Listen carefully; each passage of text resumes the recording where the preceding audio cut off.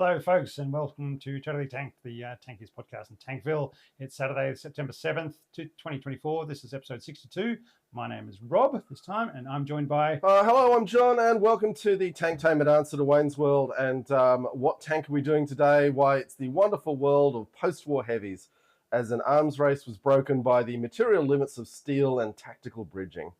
Now, just for some quick housekeeping, if you want an excellent Totally Tanked t-shirt, beer coaster, coffee mug, or cool hat, head over to redbubble.com and search for Totally Tanked. Now, it's not our usual focus on one tank this episode, but a bunch of them that never saw combat and only had a prototype or two ever built, or were never even finished, but they were all the end of the line for what they were. So, what tanks are we covering today? Well, today we're looking at the Western Allies' early, late, post-war Heavies, super Heavies. We'll do the Axis and Soviet ones in their own episode another time. So today we have the TOG, the Tortoise, the T-28, the AMX-50, and the Swedish Emil. So we don't all drown in numbers and stats and everything. We'll go over each of the stats and development of each tank before moving on to the next one. Also, due to a family emergency this week, I haven't had quite as much time as I'd like to flesh things out. So please enjoy the episode for what it is. Anyway, straight into the TOG 1 and TOG 2. So think Thing 1 and Thing 2 from Dr. Seuss. Mm-hmm. Now, just quickly, Jamie Stokes is not being shy. G'day, Jamie. Good to see you. Anyone else on the feed, do drop us a little comment letting us know. I think Jamie's in South Australia. And feel free to jump in the poll whether or not they are super awesome or super stupid. Mm-hmm. All right, so TOG 1 and TOG 2. Right.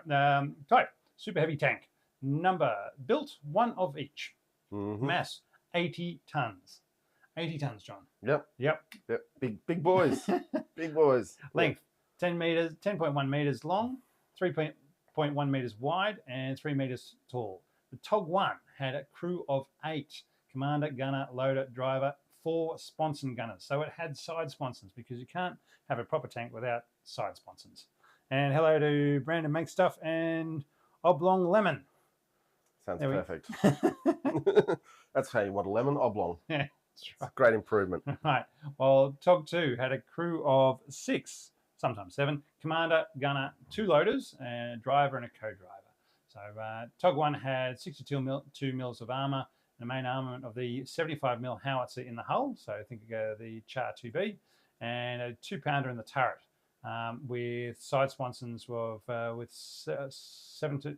7 machine guns in side sponsons. They even had one version of side sponsons that had a 2-pounder and a Beezer machine gun in it, so you could have lots of Dakar and boom and away you go. I mean, the trouble is the 2-pounder was early war a great anti-tank weapon, but I'm not sure that's what you want in a sponsor mount. But yeah, anyway. TOG 2 had much more armour. It had 114 mils of armour on the front, and the turret only had, and the hull had 76 on the sides in the hull, and 50 mils on the rear of the tank with cemented armour. So they just packed some more cement on there. No, so cemented armour is referring to a way of making steel armour. There you go. All right. With half an inch of mild steel. It was armed with a quick-fire 17-pounder main gun. And now, just quickly, because we haven't touched on this in a while, when you see QF or quick firing in British parlance, it is not actually a reflection on how fast it fires, although it might. It just means it's a single piece of fixed ammunition, which in the case of the 70-pounder, it's a really big fixed. Which is why you have 2 loaders. Yeah.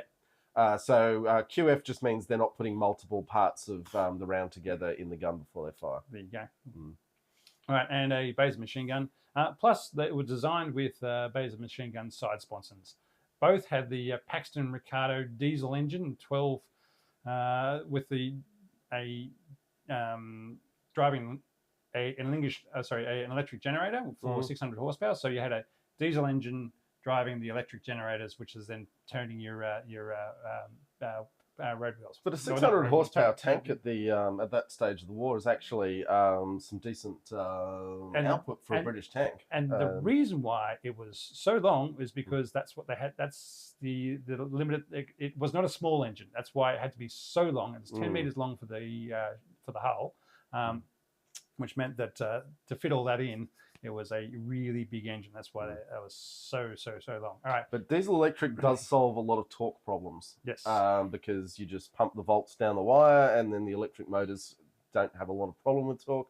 So instead of trying to do a manual, gear transmission, which would have been quite awful for at the time, it was a really smart solution. And diesel electric is something. I mean, a lot of trains still use it today. And it did have a habit of catching fire, similar to the Porsche Tiger, which also started out with a diesel electric engine. Tog 1 had unsprung suspension with the tracks running outside the hull, much like the old Mark IV or even the Char B1. Whilst Tog 2 had unsprung torsion bar suspension with side skirts looking much more like a Matilda 2. So we'll see that in some, sure, in the photo gallery somewhere. I think we've only got one Tog picture in the whole lot, but yeah. All right, operational range, 50 miles, 80 kilometres. Which is about 40 miles more than it needed for its role. But, yeah. All right, Tog 1 had a maximum speed of 14 kilometres an hour. I'm not sure. Then, while Tog 2, with a better transmission and tracks and so forth, had a maximum speed of 13.7 kilometres an hour achieved, or a theoretical 24 kilometres an hour. So maybe. I mean, drop it down a coal mine and go quicker than that. I did see some good testing videos of Tog 1 where I was able to turn on the spot, and it moved around the testing grounds pretty well.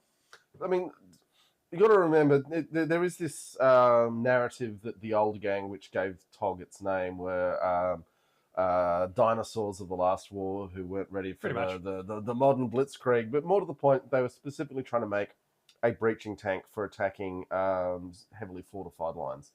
And to say that, that was the last war is not true, because there were many heavily fortified lines in World War II that took significant breaching efforts.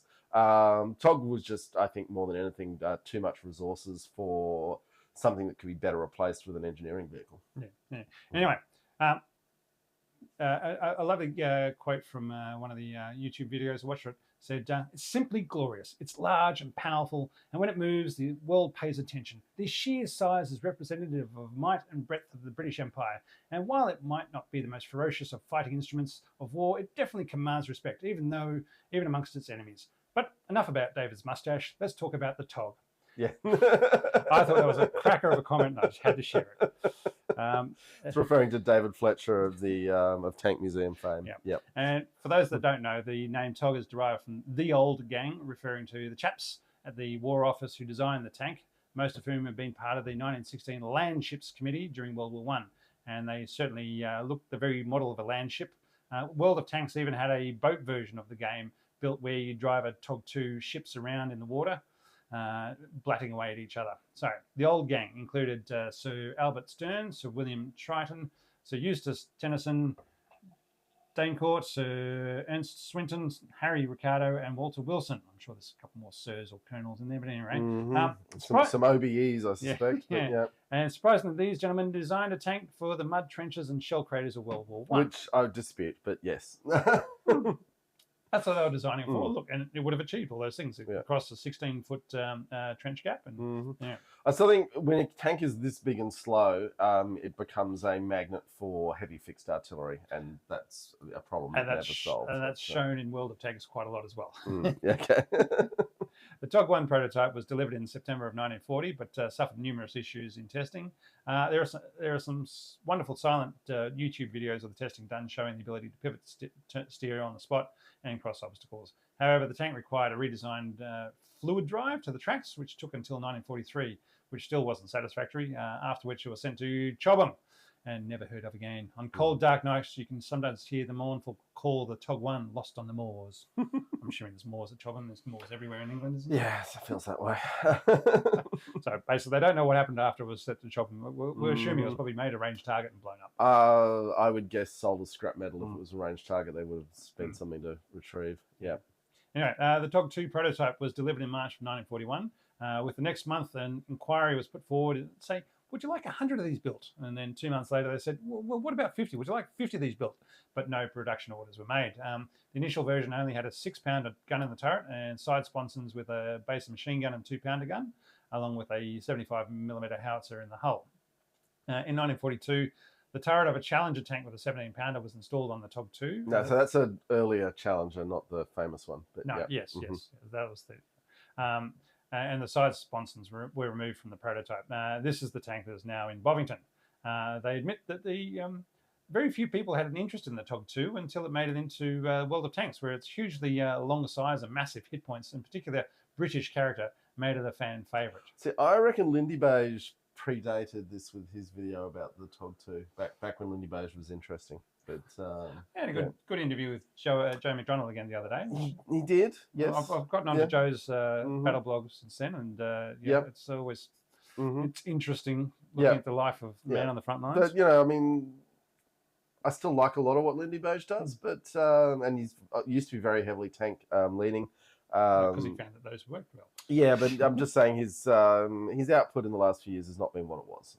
He might have been changing tanks. Anyway, 1943 it was decided that the Churchill would perform the function of a slow-moving tank heading across the battlefield, the World War I battlefield, just as well as the Togs. And the Tog went no further, just because the Churchill was much cheaper to make and much more generally useful, and particularly the AVRE blisteringly faster as well. Yeah, but the Churchill AVRE with its flying dustbin, 25 kilogram high explosive warhead, would clear your obstacles quite nicely. Yeah. All right, and from there we head on to the Tortoise. Type it was an assault gun. Designed in 1944, produced from 1945 to 1947. 6 of them were built. It wasn't 80 tons, it was 78 tons. Long tons, though. Yeah. I'm not even going to get... I can never figure out different sorts of tons. They're all roughly the same. Just go with it. Yeah, that's what I'm just make these numbers up. Yeah. Long tons, short tons, 79, 80 to 7. I've got to say, when I ran across the Tortoise at Bovington, it made a big impact, and they didn't. It was just like, a little sign that said Tortoise and no more explanation. It was sort of up the back. And it's like, hang on, this is the most impressive looking tank here. It and Black Prince, neither of them actually useful tanks, but boy, it's impressive to look at. And like any assault gun with no turret, there's just something cool about the way the gun builds into them. But yeah.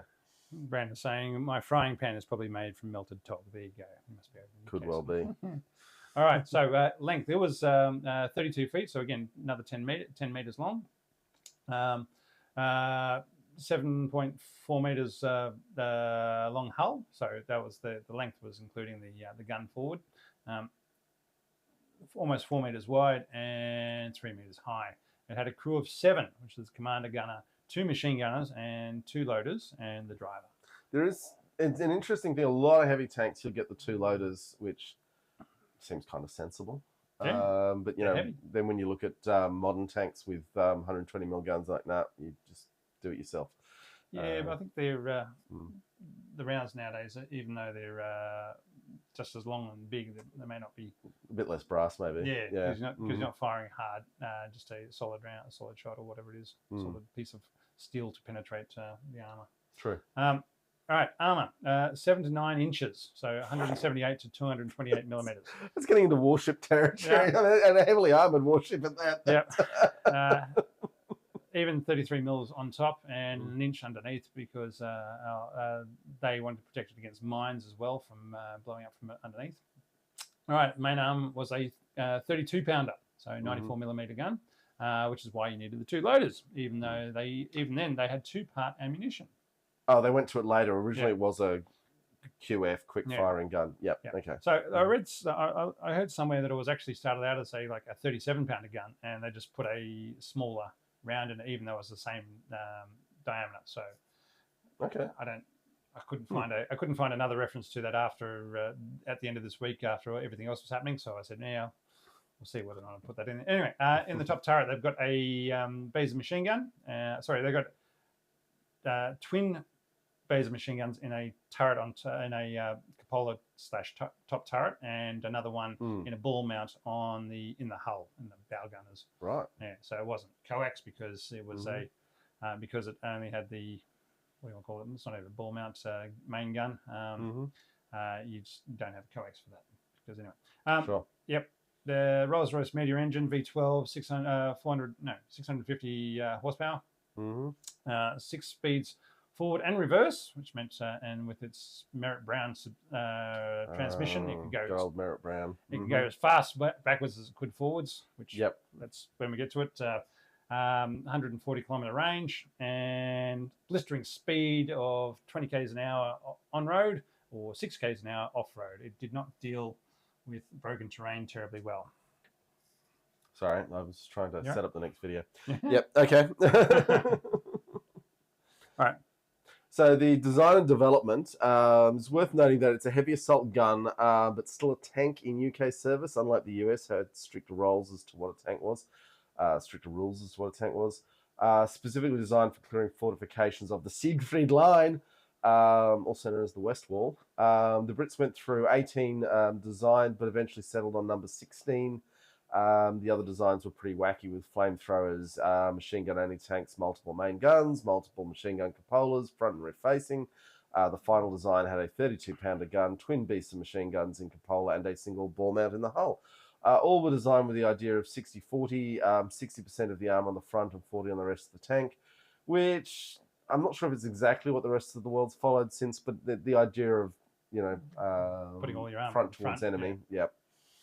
All right, including as I said before, on the bottom to protect from landmines. The AT-16, which was the design that got the nod, was started at 60 tons, but ended up at 78 tons because why not? Now you might say that with 18 designs put forward, the Nuffield organisation, who was designing it, might have been trying to make work for themselves as the other tanks weren't getting made at that stage.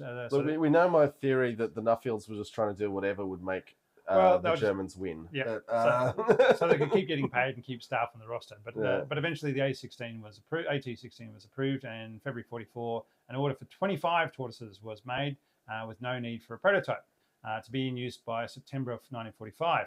In the end, only 6 were made. Possibly 12 hulls were cast, but the other 6 were probably melted back down as unusable.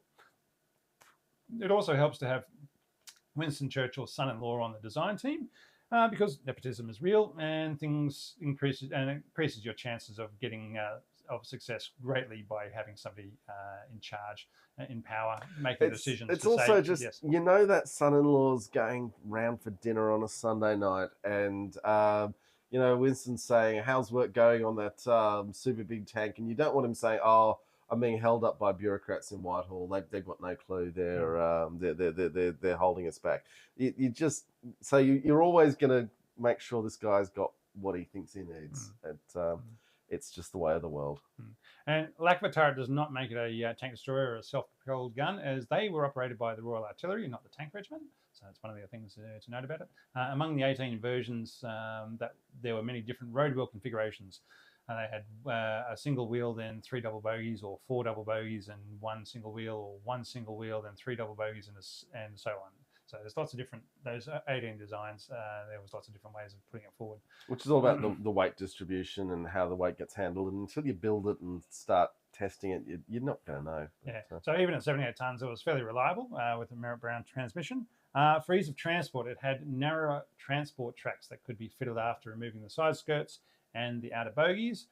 This would allow it to be loaded on trains and fit on Bailey bridges and other standard road widths. All right, so, and the tanks that were made were given the numbers P1, P2, P3, 4, 5, 6. P1 is the tank at Bovington, a mild steel prototype with the shell loading ports removed. That's disappointing.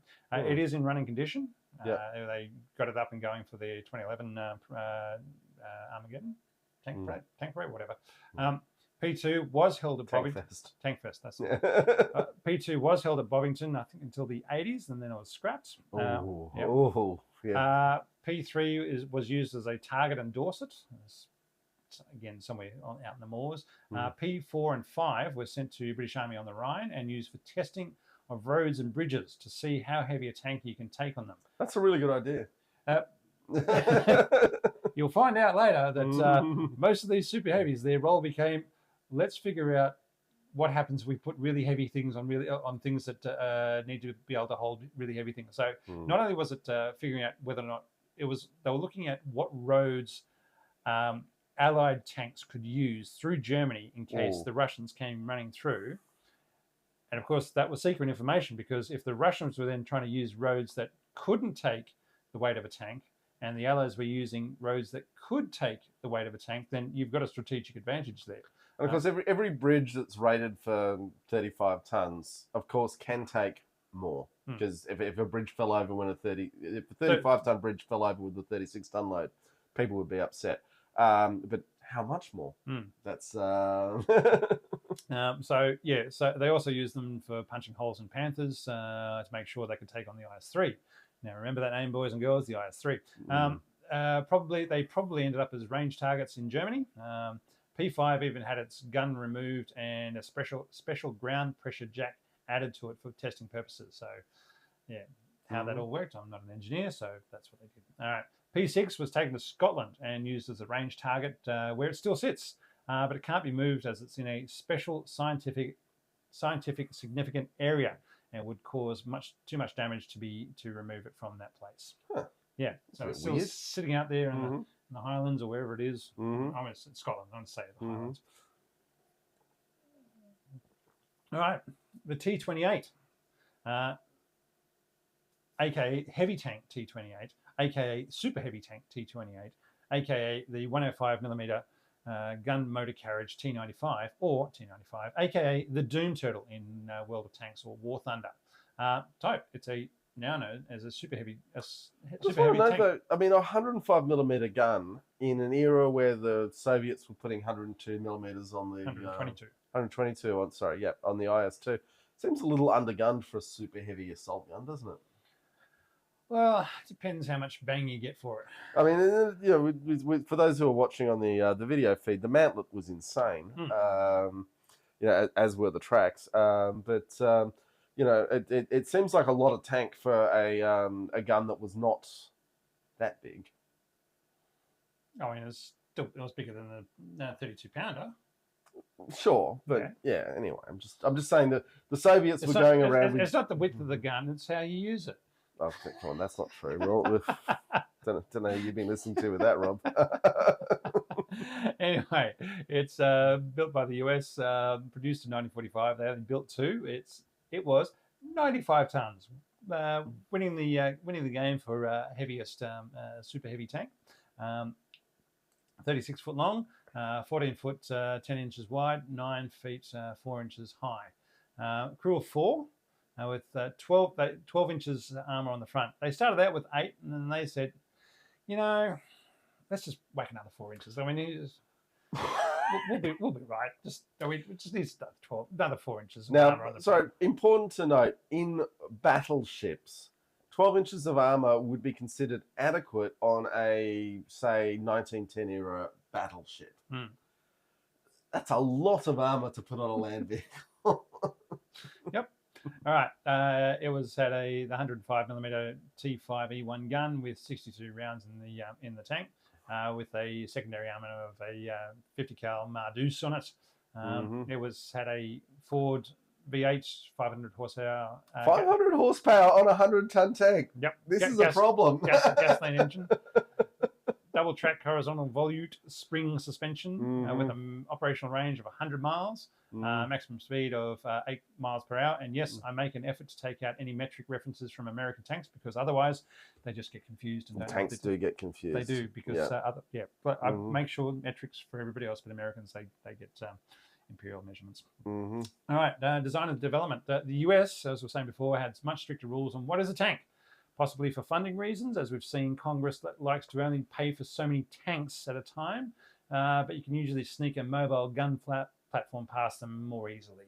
So the heavy tank T-28 started out with the same job as the Tortoise, to be a heavily armored tank, capable of destroying fortifications on the Siegfried Line. But when somebody noticed it didn't have a turret, hey, look, 4 sets of tracks. Wait a second, that tank hasn't got a turret. They said it must be a tank destroyer, which can be any configuration, towed, truck-mounted, track-mounted, etc., as long as it can kill a tank. So the Doom Turtle got changed to a 105mm gun motor carriage T-95. Then someone else pointed out that tank destroyers in the US were lightly armoured, and this thing had 12 inches of armour. As I said before, it was supposed to be only 8 inches, but thought, well, is that really enough? Let's add another 4 just in case. So in June 1946, so after the battleships, it was armoured as heavily as a battleship. it was renamed again to Super Heavy Tank T-28. Now, tell a little story about the last T-28. Whilst doing testing at Fort Belvoir in Virginia in 1947, the T-28 broke down. And guess what? There were no recovery assets big enough to get it out of the field that it stopped in. So it was covered with camouflage and left in place. And it stayed there as the scrub grew up around it for 27 years. As the chieftain says, T-28, super heavy tank, 27-year hide-and-seek champ. And I'll say go ahead and buy the T-shirt and buy one of ours while you're at it. Yeah, different stores, but just while you're buying T-shirts. Tank T-shirts, why not? Yeah. All right. So it was found in 1974 when it was finally recovered and restored to be exhibited at the Museum of Cavalry and Armor in Kentucky until it was being moved to Fort Moore in Georgia in 2011. But its trials and tribulations did not end there, as in 2017 it was being moved to a facility for refurbishment. It fell off the low loader it was being transported on. That would have been a very bad day for the people involved. And rolled into a ditch, having failed to negotiate a corner. At least it was built tough. Failed to negotiate a corner at the end of a long downhill slope. So that would be something you wouldn't think about. That would be a really ugly moment, driving a low loader with a priceless, historical, very heavy artifact on the back down a slope that then fell off and rolled. And I imagine there was significant damage to the truck carrying it as well. But luckily enough, there was no limited damage to the metal monster, and it was repaired. The other T-28 was badly damaged by an engine fire at the Yuma Proving Grounds in Arizona, after which it was broken up and sold for scrap. Being sold for scrap is an ongoing occurrence for these things. Well, there are a lot of steel, and steel is valuable. Pretty much the only place I've ever really encountered in Australia, it's not as voracious, but in the UK, if you leave any sort of bit of steel on the side of a road, someone in a van will come by and grab it immediately. When I worked in cinemas in London in the 90s, we lost a popcorn machine because it had caught fire, and we pushed it out the door to cool down. And then when we came back to see how it was, a steel scrapper had just taken it.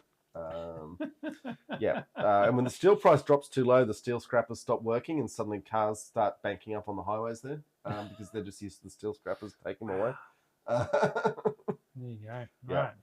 Now we move on to the AMX 50. It started out as a medium tank, then it became a heavy tank. Yep. No one can stuff up a procurement process like the French, but also they deliver really good gear in weird ways. It's that's pretty a much wonderful thing. That essentially encapsulates the story of the AMX 50. Okay. Right. So mass 57 tons.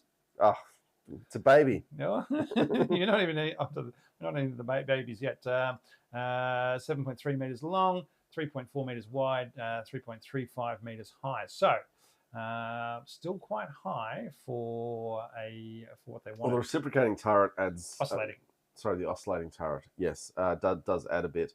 Just we talk about the oscillating turret at this moment for those who haven't been here since we did the Ontos? The AMX AMX 13. Yep. And the Ontos. So the French had quite a brilliant idea that remains quite a good idea. That you can solve all the problems with what they call in gunnery terms return to battery, which is the gun fires and it's a funny angle and you can't put another shell in until it's at an angle where you can. For those listening, John's waving his hands around. I'm waving my hands around. But to show various angles what I'm saying of elevation. is still valid. And the point is that by fixing the roof of the turret to the gun, and then having the whole roof of the turret move relative to the bottom of the turret, you can build an autoloader, for example, that always has access to the breech. And a magazine-fed autoloader, so you can always be loading up a new magazine, not having to worry about the autoloader getting jammed or anything else like that. In this case of, it's just like a rifle. If the magazine jams, you pull it out, you put another one in. Now, Cornelius has joined us. Good to see you, mate. He's got 20 minutes in between his mountain bike riding up at Stromlo Forest. So, I wonder if he's got the electric bike today or not. Anyway, okay, let's keep cracking. All right. Crew of 4, they had 80 to 120 millimeters of armor on the finished last version prototype, and it ended up with a 120 mil SA6 gun with a couple of 7.5 millimeter machine guns, so the French version guns. All right, engine, the Maybach HL 295 12 liter with 850 horsepower. They would have liked 1200 horsepower. I just like how they went to the Maybach company. You Yeah. know, you'd think there'd be someone in France who could make a big diesel, but yeah, okay. Yeah, But, well, they'd all been taken by the Germans by this Yeah, stage, I guess. Yeah. All right. Torsion bar suspension, operational range of 250 kilometers, which is quite long for this era. Yeah. Maximum speed of 51 k's an hour. You're joking. Yep. Okay. They wanted 65 k's an hour. Right. Yeah. Okay. So that's what they would have wanted with the 1200 horsepower engine. All right. Design and development. No, France wanted once again to be a tank power and play with the big kids, and so they needed tanks. The ARL 44 covered previously was a start towards being considered in the game of building tanks, but it was not going to do it. As we said, it was a World War I tank design that they tried to keep going after World War II. So they started out with the medium tank M4, naming for success from the start. All right, if you've got a medium tank M4, you're obviously you're already going forward there. But with a 90mm gun, which is better. Yeah, so they started out with a 90mm gun. They then built 2 prototypes with the oscillating turrets coming in at 53 tons. To do this, they brought in the masters of tank building, the Germans. They designed it with the Maybach. Sorry, Rob, I'm going to interrupt you. Sanguinius 5 has joined us saying, "What have I missed?" And the Siege of Terror, buddy. You missed the Siege of Terror. Where were you? Okay. The planet cracked before the guard. No, different. That was different. But no, we just to quickly catch up for those joining us, because there are quite a lot of people who come in late here. We've already discussed the American T-28, the British TOG series, and the British Tortoise, and we are onto the American, the Froggies, the French AMX 50. Yeah. So anyway, they brought in the masters of tank building, the Germans, who designed it with the Maybach 295 engine from the Tiger and the Panther. The 295 engine. Then they put in the Tiger and Panther transmission. That's not good. Why would you do that? Why, of all the tank transmissions in the world, why would you pick these dogs? I'm getting to those points. All right. And also the overlapping road wheels of the Panther and the Tiger 2. So again, the most complicated road wheels you could possibly have. The first design only had 30 millimeters of armor, which was way too low. Can we compare it to a tank with 12 inches? It was still a medium at this point. Okay, it was going to become a heavy later. Right, keep going. The French Army upped the armor to 80 millimeters for these prototypes, which again was still on the very low side. 80 millimeters is good, say in 1940. But when we're talking post-war, this is still crazy low. Yeah. It was supposed to be light, well-armed, and above all, mobile. French engineer General Molyneux said it should be a tank with the protection of the Panther, the firepower of the Tiger, the mobility and abundance of the T-34, the reliability of the M4 Sherman, and all that weighing less than the M26 Pershing. That's what they wanted. This development process went very badly wrong, didn't it?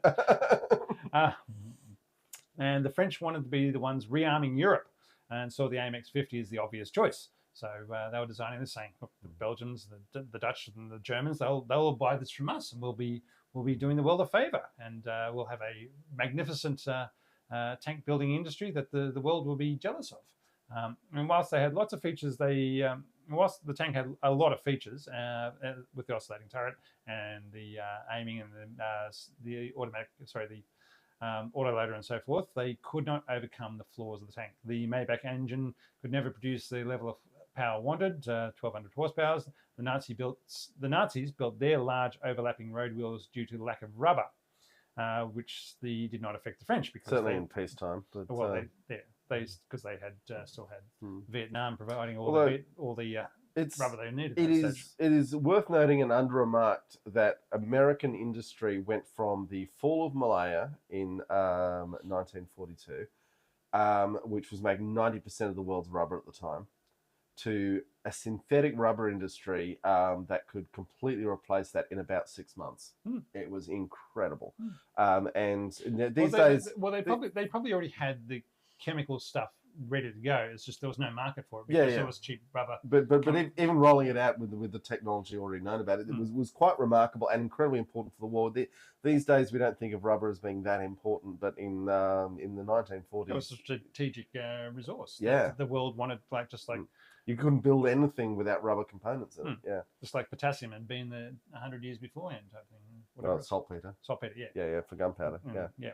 Anyway, so the French could have gone for smaller road wheels, which they eventually did. But these first, again, prototypes, these great big road wheels, and made the tank, the hulls much higher than they should have. As I said before, they were 3.4 meters high, which is way too big for what they were.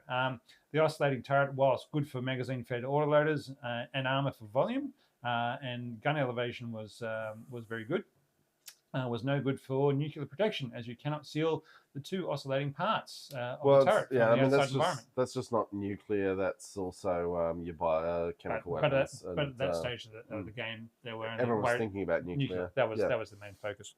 And that gets into a whole bunch of design things. Like, I mean, the Centurion has a canvas, huge canvas part of its mantle. All right, thank you for mashed potato for correcting me. That was Cadia. Yeah. Yeah, sorry about that. I've forgotten my. I've been long out of my guard law. 11,000 years of difference there, Rob. But yeah, I'm out of my guard law. Let's move on from Warhammer and talk about keep going. The real tanks. All right, all right. Another version built was the AMX-50-120 FOC, which was the turretless tank destroyer, which failed to get past the prototype stage. But again, you can find these things in World of Tanks and War Thunder. All right, so back to the original prototypes. The 100mm gun was seen as too small to take on the IS-3 and the T-10 Soviet Heavies, so they installed the 120mm gun. That's a proper size gun for a super heavy tank. In the next version, this upped the weight to 63 tons, which was much too high, and much too weight for the hull and for the transmission and the engine and everything else. The hull was then lowered. Still really big though, which dropped the weight down to 57 tons. However, during all this happening, the Korean War started, and the US started mass producing the M48, as the M46 and M47 weren't doing it for them. So the M46s and M47s that they did have were then given cheaply to their allies in Western Europe. So France no longer had would-be clients for the tank that they might get around to building some stage before the Soviets invaded. It reminded me a bit of South Park parodying George R.R. Martin. So, when we build it, it's going to have pizza, and it's going to be better, and it's going to.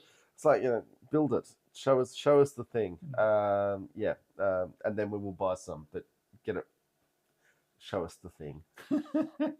One of the 5 tanks was sent to the US for testing at Aberdeen to try and drum up some sales interest, and hoping the Americans could sort out some of the issues the tank was having. One issue was that the autoloader was too fast to be accurate. The rounds put out too much smoke to see through after each shot.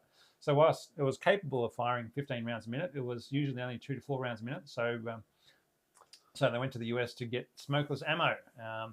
The US did then try out a few tanks with their oscillating turrets from there. So whilst the prototype was proudly part of the Bastille Day Parade of 1950, the project was fully cancelled in 1959 as heat/shape-charged rounds negated the benefits of the thick armour, and tank mobility became the key until stabilised guns and computerised fire control systems came along. However, the French took a number of innovations from the AMX-50 that they used in the AMX-30. From the videos I've seen, the French like to say that their innovative designs made the tank that they were building obsolete before it was even finished, which is a real glass half full vision of what they achieved. The only one AMX-50 is left, which is stored at the Samoa Tank Museum, which is also known as the Musée de Blindés. Yeah. And we definitely do plan to go there one day. 60th. Yeah, you can do that for a 60th. Sure. Yeah, okay. Why not? Let's set goals, man. Set goals. Okay, just quickly, Mashed Patat was asking, did the Allies have captured examples of things like the IS-3 to know whether or not their guns were good enough? There was a victory parade in Berlin when the Soviets rumbled the IS-3s through it that sent shockwaves. Scared the what the hell is that thing? Look at the gun on it! Huge shockwaves. And there is a apocryphal story that Patton leaned over to Montgomery and said, "Don't worry, we're here to protect you." Yeah, so they didn't have IS-3s, but they did see them and went, "Oh, we've got some problems." Basically, the Panther was seen as the tank to destroy. If you could destroy a Panther with whatever gun you were using, then you could probably take out any other tank that was going around, because that was seen as the pinnacle of armor protection for tanks. But as we've discussed a few times now, IS-2 more so than IS-3 was, I would argue, the best tank of World War II. And for blowing holes and things, yes. Yeah, well, also just in that it concentrated its armor in an efficient way, and was actually quite a light tank for the tank with the bigger gun and the more armor than anything else, and certainly was very successful. If you're playing tank trump cards, maybe, but I mean, you want to be saying your combined arms forces your best top tank trump card. Yeah, you got to make it work with the rest of the stuff. But anyway, yeah, the Soviets were setting a standard, and probably did up until really the M1 was introduced. The Soviets were largely ahead. That's because that's the only thing they were building successfully during the Cold War. Yeah. All right. So the second last AMX-50 was had been at the Tank Museum. Sorry, was sold / stolen by the folks maintaining the collection for scrap. So there was some charges laid for selling that one off as they scrapped it. That was happening in the 80s as well. Speaking of scrap, let's not forget in the 1970s the doors of the biggest dry dock in the UK were stolen for scrap metal. So Pete's got to tell you he's got Warspite now. So. Oh, good. Nice one. Yep. Yeah, talking about. We've been playing a lot of World of Warships lately. Getting the boats on. All right, the Emil, not to be confused with the Nazi. You call it the Emil, not the Emil? Emil. Okay. Yeah. Not to be confused with the Nazi Sturder Emil, but it was also known as the Kranwagen or crane wagon to keep what they were building secret. A bit like calling tanks tanks. Yes, before they were tanks. Or the KRV. It was a heavy tank. Designed in 1951, dropped in 1954. Mass 28 tons. It was a heavy tank. It's a baby. It was still a heavy tank at 28 tons. But then again, when they added the 120 mil gun, it went up to that was with the 120 mil gun. When they went up to the 150 mil gun, then it went up to 40 tons. Did they ever actually build any? Mostly. They built them and didn't quite finish them, and they could have finished them if they'd stuck with the design that they said, "Oh, that'll do." Before somebody came along and said, no, I want it to fly and be invisible and do all this other stuff as well. Anyway, we'll get on to that. Length, 6 meters. How short is that, boys and girls? Yeah, this thing was small. And that's why it was only 28 tons to begin with. It was still packed a punch. 2.6 meters wide, 2.4 meters tall. So very, very low, very narrow, and very short. Crew of 3, armor, 140 mils. 140 mils on the front hull, heavily sloped. Thin on the very side. So this is a 1950s tank design? Yep. Heavy? Yep. Yeah, 28 tons. 28 tons. Yeah. Yep. Very and even thinner on the sides and rear. Thin on the sides and the rear. So they said, you know what, we're just going to put all the armor on the front. Started out with the 120 mil gun rifle, or they wanted to have a 150 mil smoothbore gun. Now you're talking. Yeah. Yep. Engine. They only had 500 horsepower engines, which was fine for what they were looking at for the 120 mil gun at 28 tons. But the Army wanted 800 horsepower for the 40 ton 150 mil gun version. But none were available in Sweden. So, sign of development. A project cursed by feature creep being the enemy of really good, to my mind. Feature creep is the death of any project. And for those not familiar, it's when you can't actually define what you're trying to achieve. It's a project manager who lives in the cupboard, comes out every once in a while and says, what about portholes? Can we have some portholes? So the crew can shoot their pistols. And guess what? Sweden also got scared by the IS-3. Are we seeing a pattern here, boys and girls? But didn't hear much about it until much later than everybody else. Because they were neutral, nobody was sharing the intel with them. So even though they probably could have turned up to the Berlin Parade. Nobody was telling them, oh, there's this Soviet I tank. feel like a Swedish defense attaché missed a trick there. Yeah, so they really were late to the game by a couple of years in sort of finding out about the IS-3. And when they did, they said, oh, well, we need a Swedish design to defeat this thing. But once they did find out about the IS-3, they worked with the French building a new tank to take it on, which is where we get this is project development hell, isn't it? This is where we get the links to the AMX-50. All right, the French first loaned them a Tiger II as an example of what could defeat an IS-3, and then gave them the designs of the AMX-50. Let's remember Tiger II, and we will soon do a Tiger II episode because we haven't done it yet. It was only an 88mm gun, a very good 88mm gun, but still just an 88 and a lot of armor and a terrible power plant and transmission. But it was slug down. It was curvy, yeah. And, you know, Tiger II is probably my favorite tank to stand next to and get photographed with. Yeah, anyway, continue, please. Yeah. So the French loaned them a Tiger II and gave them the designs of the AMX-50. The tank for the tank that they were building for themselves. The Swedes liked the oscillating turret and decided they'd build a tank of no more than 30 tons, as that was the weight limit of most bridges in Sweden. The weight limit of most bridges everywhere. Yep. Yeah. With thick frontal armor and thin sides that could rise up over a hill with excellent gun depression and elevation, let off a few rounds from the autoloader, then quickly reverse back from the crest of the hill. So basically, rise up, blat, run away. And so they came out with a 28-ton tank with a 120mm rifled gun with a twin drum autoloader, allowing selection of different types of ammo. That's very advanced for that period. Yep. Yeah, that was a good design. 140mm of heavily sloped front armor, better than the IS-3.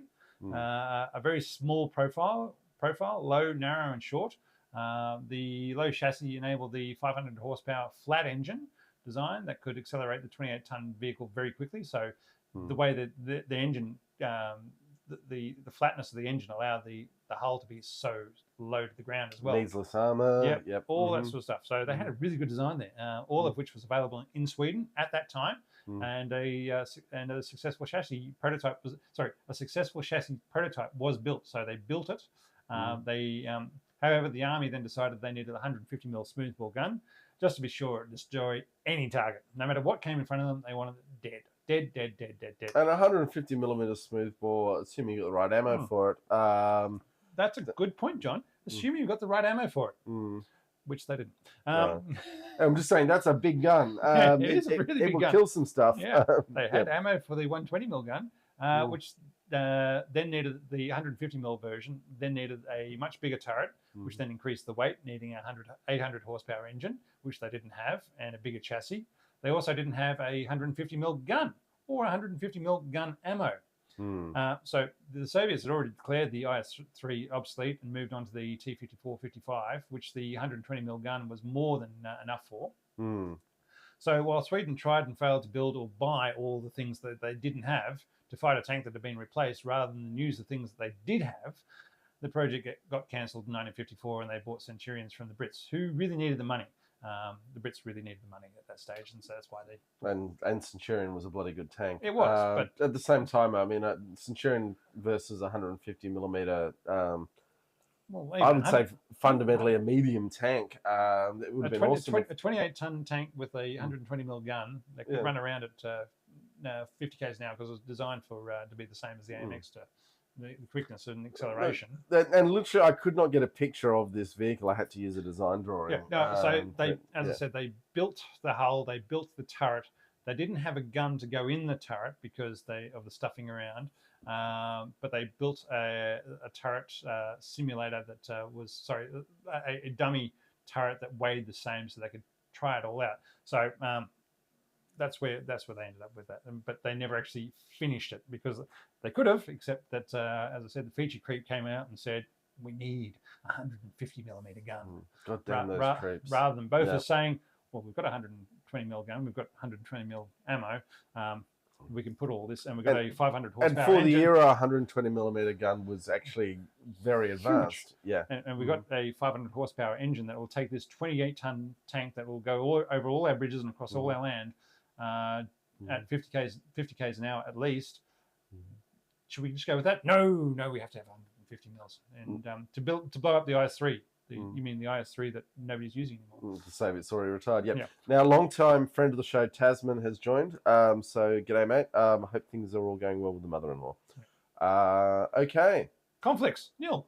Operators, nil. Because they were only ever prototypes. However, if you really want to say it's the UK, the US, and France, and Sweden. Legacy. Don't fight the last war. Tog. I think that's a touch unfair, and it feeds into the narrative surrounding Tog, when I will still argue the reality was they were given a job, design a vehicle to tackle the Siegfried Line or similar. Heavy defensive lines did still exist. And we'll talk about the Siegfried Line a little bit when we move on. But anyway, continue. Right. Super heavies are super heavies are really best when needing really heavy things to test the weight limit capacity of engineering designs, bridges, roads, trailers, etc. And don't fight the obsolete tank for the ML, I think.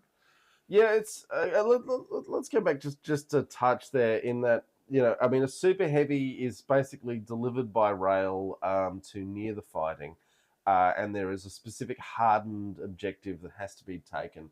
And the idea is the super heavy will rumble forwards and deliver powerful ordnance without being destroyed because it's got heavy armor.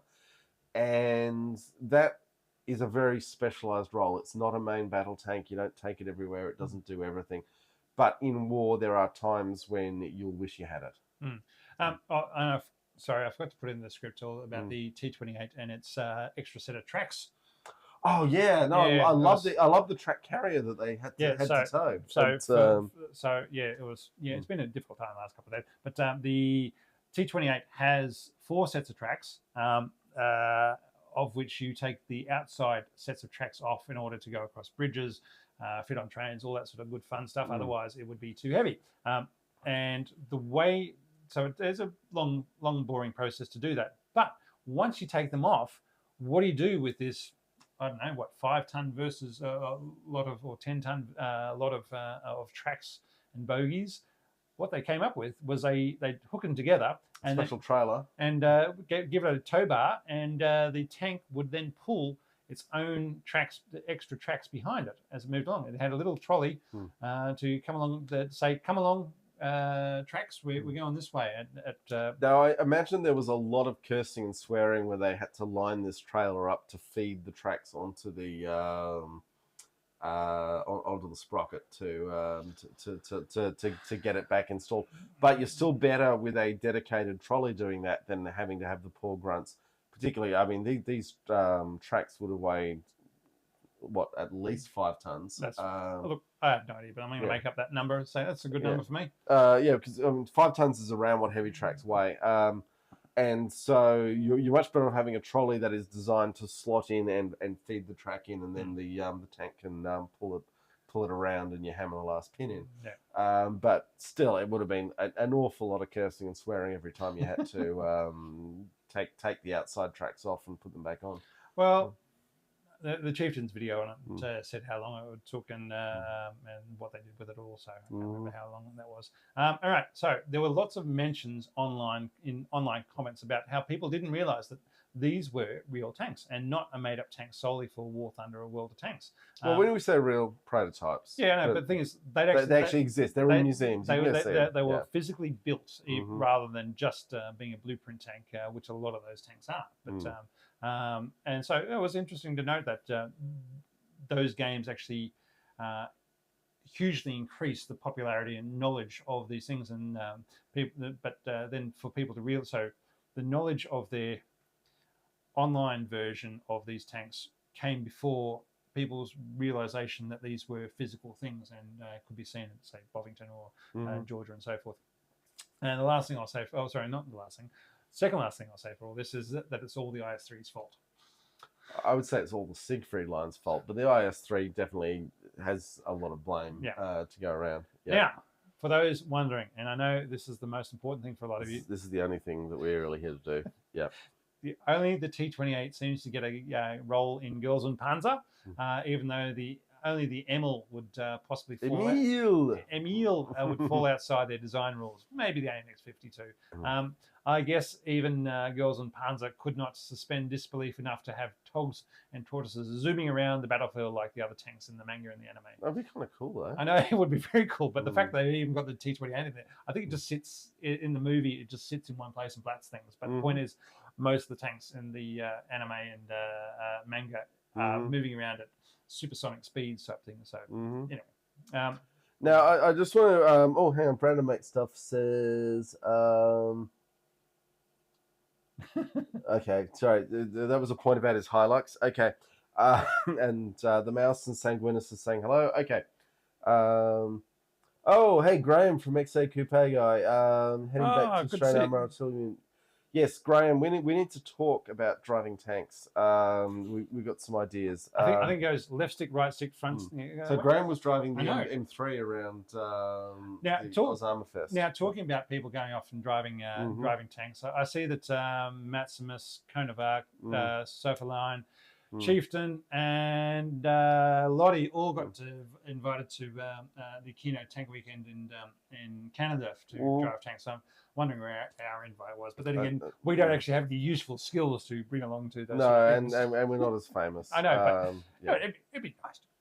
Yeah, I know, but one day we'll head to that one as well. We will talk at the end of the show about next year's Osama Fest as well. But anyway, Graham, good to see you online. Yeah. Now, I want to talk quickly about a lot of the planning, particularly the British and American super heavies, was based around breaching the German Siegfried Line, which was it stretched from Switzerland to the North Sea and actually stayed within the German territorial borders, which was interesting that even in... Does that include Alsace-Lorraine? Well, I'd need to check exactly. But so it was this huge network of fortifications. Also, interestingly, they called their individual foxholes Tobruks.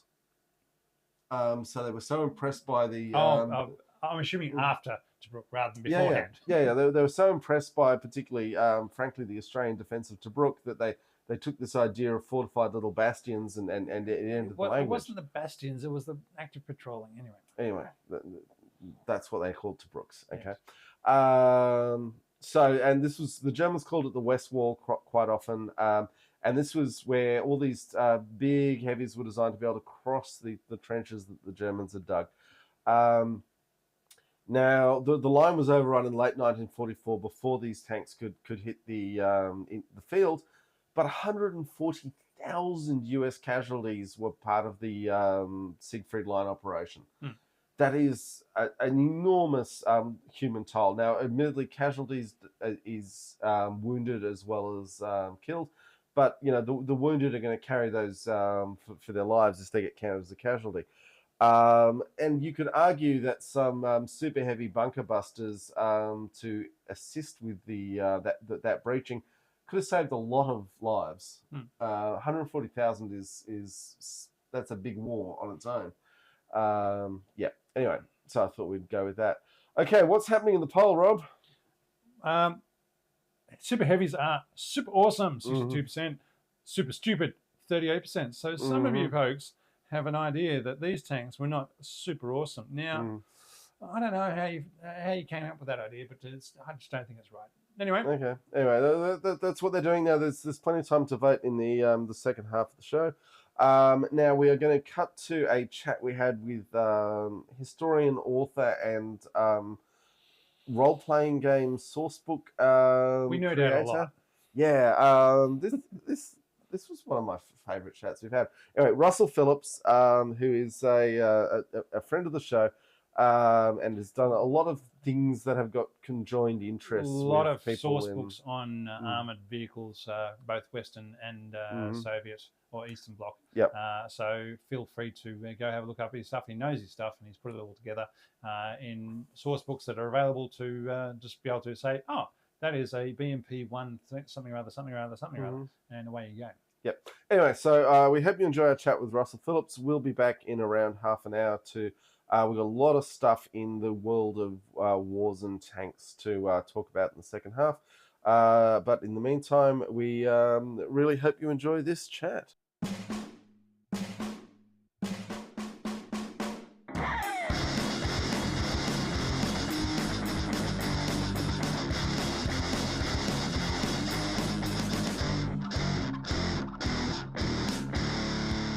So today we are joined by historian and author Russell Phillips, who has a new book out just this week, and has written a lot about Soviet arms and armor, and quite a lot about World War II. But Russell Phillips, welcome to the show. Oh yeah, thank you. Now, quickly, because the book is out this week, can you tell us a bit about that, and then we'll talk more about your tank-related interests as we go. Okay, so the new book has absolutely nothing to do with tanks, I'm afraid. It's a role-playing game source book about the special operations executive in the Second World War, because one of my early role-playing experiences was with Twilight 2000, and I always we loved Twilight 2000 back in the day. Still remember making the characters. Yep. So before having to actually haul one around, saying, "I'll take you around a Carl Gustav, 18 kilos." Yes, no worries. Having to then carry one around in real life and say, "Bugger this." So I always fancied the idea of playing a game set in the Second World War, but of course, the whole military structure and the ranks and things don't really gel nicely with an RPG group. Of course, Twilight dealt with that. I was just destroying most of the military. And the whole of civilization, but it made for a good setting that would last about 6 weeks before everyone died. Yeah. And gave a really good excuse for having the chieftain tank and the multi-fuel engine. Still remember that being in there as well. But I figured the SOE have the advantage that there wasn't that tight rank structure, and they employed women, which always helps. And it just struck me as a way of doing that, a way of being able to play games set in the Second World War without having to worry about so and so's the you have to do whatever your superior officer tells you and all that kind of thing. So yeah, that's my latest one. Nice. And tell us more about the equipment of the Warsaw Pact series. You've got quite a lot of books there, and I think that'd be quite interesting to a lot of our listeners. Can you tell us more about that? I was saying earlier that I'm not much of a war gamer these days, but I used to be. And when I first got interested in Warsaw Pact equipment, I think it was the late 80s, probably like 86, 87, something like that. And it was basically because I was wargaming, and my local club started what we called at the time ultra modern, whereas now it's historical and it's Cold War, like 40 years ago or something. So they pretty much came out of a desire to have a concise single source that I trusted, because I've got piles of Jane's books and David Isby books and things, and I just wanted it all collated in a nice little package rather than all spread out over masses of volumes. Yeah, I'm just looking over at them at the moment. So there was the first one was Tanks and Combat Vehicles, and to be honest, that got rewritten. I originally wrote a book called Red Steel, which was just Soviet tanks and combat vehicles, and I'd intended for that to just be a one-off standalone. This came out because I read a report in an old British intelligence magazine called Army Technical Intelligence Review. I picked up some copies at Bovington, and it had this long feature about Soviet tank crews training to cross rivers by driving along the bottom of the riverbed with the big snorkel and stuff. And that was really interesting. And on top of that, there was stuff about other bridging equipment and ferries and so on. And so I rewrote Red Steel to include the rest of Warsaw Pact and renamed it. And then I wrote one about combat engineering equipment, and then I wrote one about artillery. And if I ever get back to that series, then I want to do things like infantry weapons and anti-tank weapons and anti-aircraft weapons and so on. Nice one. Now, sorry, go on. I was just going to say I might do one about helicopters, but that's a long way down the way. I mean, the Soviet helicopters of the era are very sexy, but sadly not tank related. On the tank question, if you've done stuff about the amphibious wading capability or the snorkeling, now my understanding, but I'm still not entirely 100% sure, is that was really only intended to be a parallel stream to a bridge in a heavily engineered crossing. It wasn't that you could just turn up to the banks of the Danube and stick your snorkel up and hope that you wouldn't disappear under the waves. No, it was.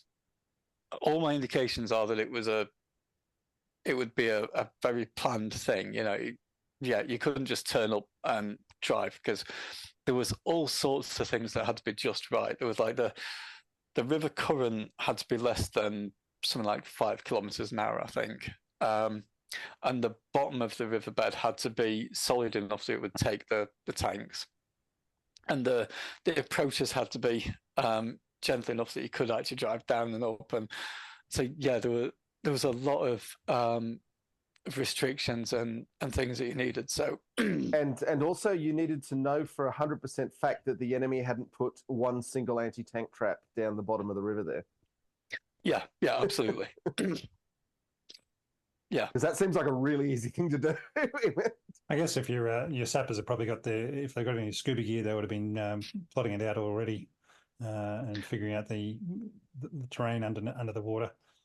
And I think they did actually have some specialized vehicles. I can't remember the details now, but there were some specialized vehicles for checking out that kind of thing. Yeah, with the number of books you've got out over the years, what do you think is probably the one you're most proud of? Oh, that's... Come on, Russell. Who's your favourite child? Yeah. I think it has to be a toss-up between two of them, to be honest. There's Operation Nimrod about the Iranian embassy siege and A Strange Campaign about the battle for Madagascar.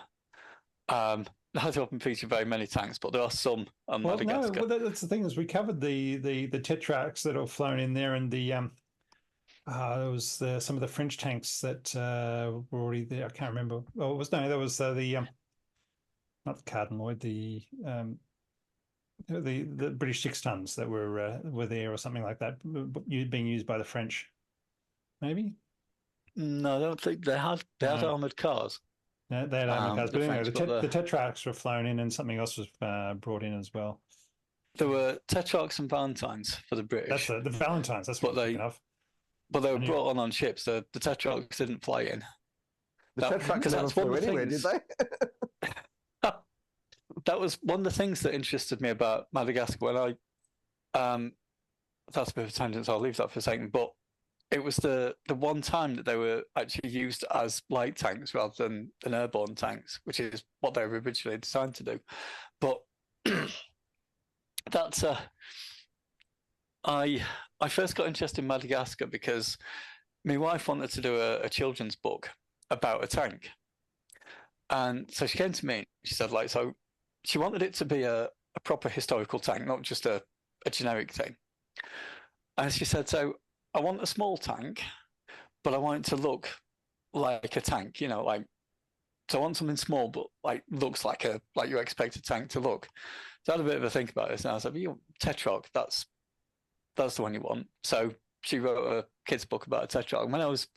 Because of that, I was looking into Tetrarchs, and I think prior to that, I hadn't even realised there'd been a fight on Madagascar, and that got me started on a rabbit hole. And it's a fascinating campaign, to be honest. There's all kinds of little oddities and little weird things went on there.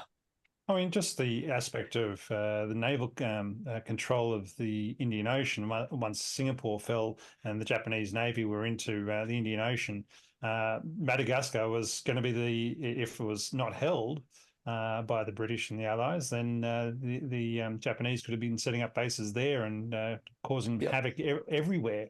And there wouldn't have been a lot to stop it with most of the Commonwealth shipping being tempting targets from because they couldn't go through the Mediterranean. So logistically, It was a very important point with the fall of Singapore and the retreat of Empire Navy out of the Indian Ocean.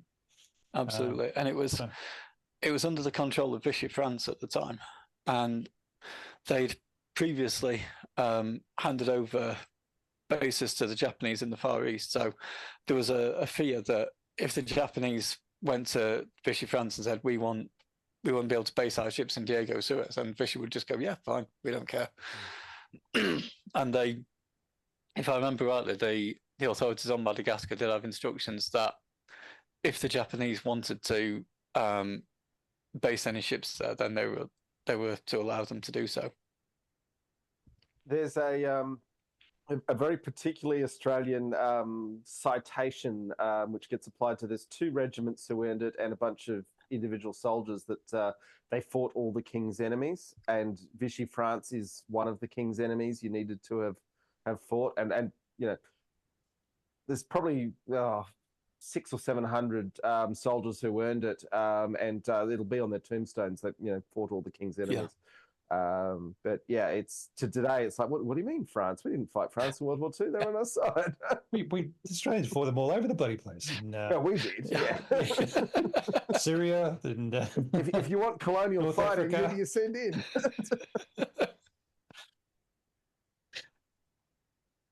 Now, Russell, tell us more about your wife's book about a tank. I think it deserves a more. I was about to say, it sounds fascinating because it's not on your list of books, so I haven't seen it. No. So this came about because my son had always liked trains, and so there was a lot of we had all the Thomas the Tank Engine books and things, and my mum always referred to Thomas the Tank Engine as Thomas the Tank. And I said to Jen, like, somebody ought to write a kid's book about Thomas the Tank. I literally have a Thomas the Tank T-shirt that I should have been wearing today if I'd known this was going to come up. But I think please continue. Is it a Sherman with the Thomas? Yeah. I've got the exact same T-shirt. I think I might have 2 because people keep giving it to me. So Jen decided to take me up on that challenge. She gender flipped it. So it's actually Tessa the Tank. And it's all like the story is basically that Tessa lives at Fretwell Tank Museum, which is very much based on Bovington. That was the idea, but we didn't want to use real places. So it's Fretwell Tank Museum in the South Riding of Yorkshire, because there's never been a South Riding. So it's all. And she's going to a classic vehicle show, and they put her on this tank transporter called Brian, and they set off, and Tessa and Brian are talking, and Tessa's talking about I went to France once, and Brian's like, oh, well, things like me, you wouldn't have got anywhere. I took tanks all over the place. And he loses concentration, goes through a fence into a field, and breaks down. So then Tessa has to tow him to the classic vehicle show. And when she gets there, she's all apologetic because she's mucky, and the girls running. It's like, that's fine, you're a tank. A bit of mud is not out of place. And yeah, that's basically the plot. It's a kid's book. It's aimed for 6-8-year-olds, something like that. So it's not very long. It's not exactly a detailed plot. No, that's fair enough, but a significant number of our audience might want a tank-themed book for their children. So where can they get it? It's certainly available on Amazon. It is available as an ebook as well as a paper, but I think kids generally prefer paper. It's probably available elsewhere. I honestly don't know. But if you search for Tessa the Tank. Tessa the Tank. Okay, that's what they need to look for. No, that's useful information. All right, now just a question on how, going back to your source book about the Cold War, and I was interested. You were describing Soviet hordes, not hordes. That was my word, not yours. But large Soviet unions, attacking smaller but better equipped NATO units, which is an interesting thing to think about prior to the post Yom Kippur realignment when the Western Allies got more serious about conventional warfare. But it's agnostic to game systems. So how do people go about taking a source book like that and actually applying it to? I mean, what game system would you recommend they use if they picked up something like that? When I was playing a lot of Cold War games, we used Challenger and Challenger 2, but by the time I was playing, I decided that they were just too complicated for me. When we first started using them, the feeling was that they were realistic. And the thing that young men with lots of time can come up with a lot of complicated and detailed maps to do everything. Yeah. And as you get older and you have less time and less space to be able to spread out your maps and your tokens and everything else, it gets you want something a bit simpler. But realism is the enemy of fun too often as well. You want something that doesn't strain reality too much, but you don't care about that 15th rivet at the end of the tank and whether it's been properly hammered in, do you? Yeah.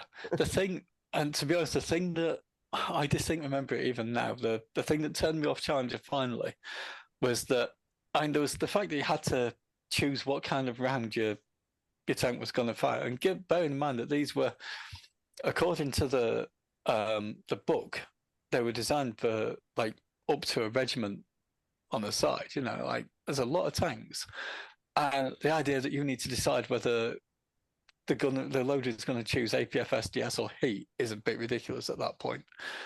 But I was watching a friend of mine was playing, and he was going to fire at a little lightly armed thing,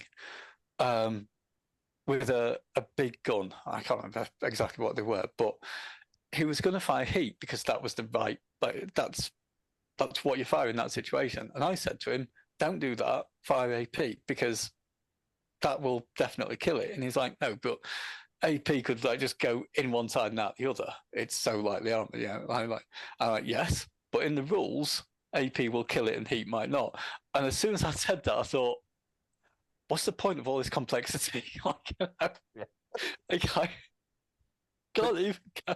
Which also ignores that heat is a slow round and AP is a fast round. And also, when you put a hole in a tank, it tends to suck everything through. But yeah, anyway, that's me adding a whole other level of nerdiness that I've picked up along the way.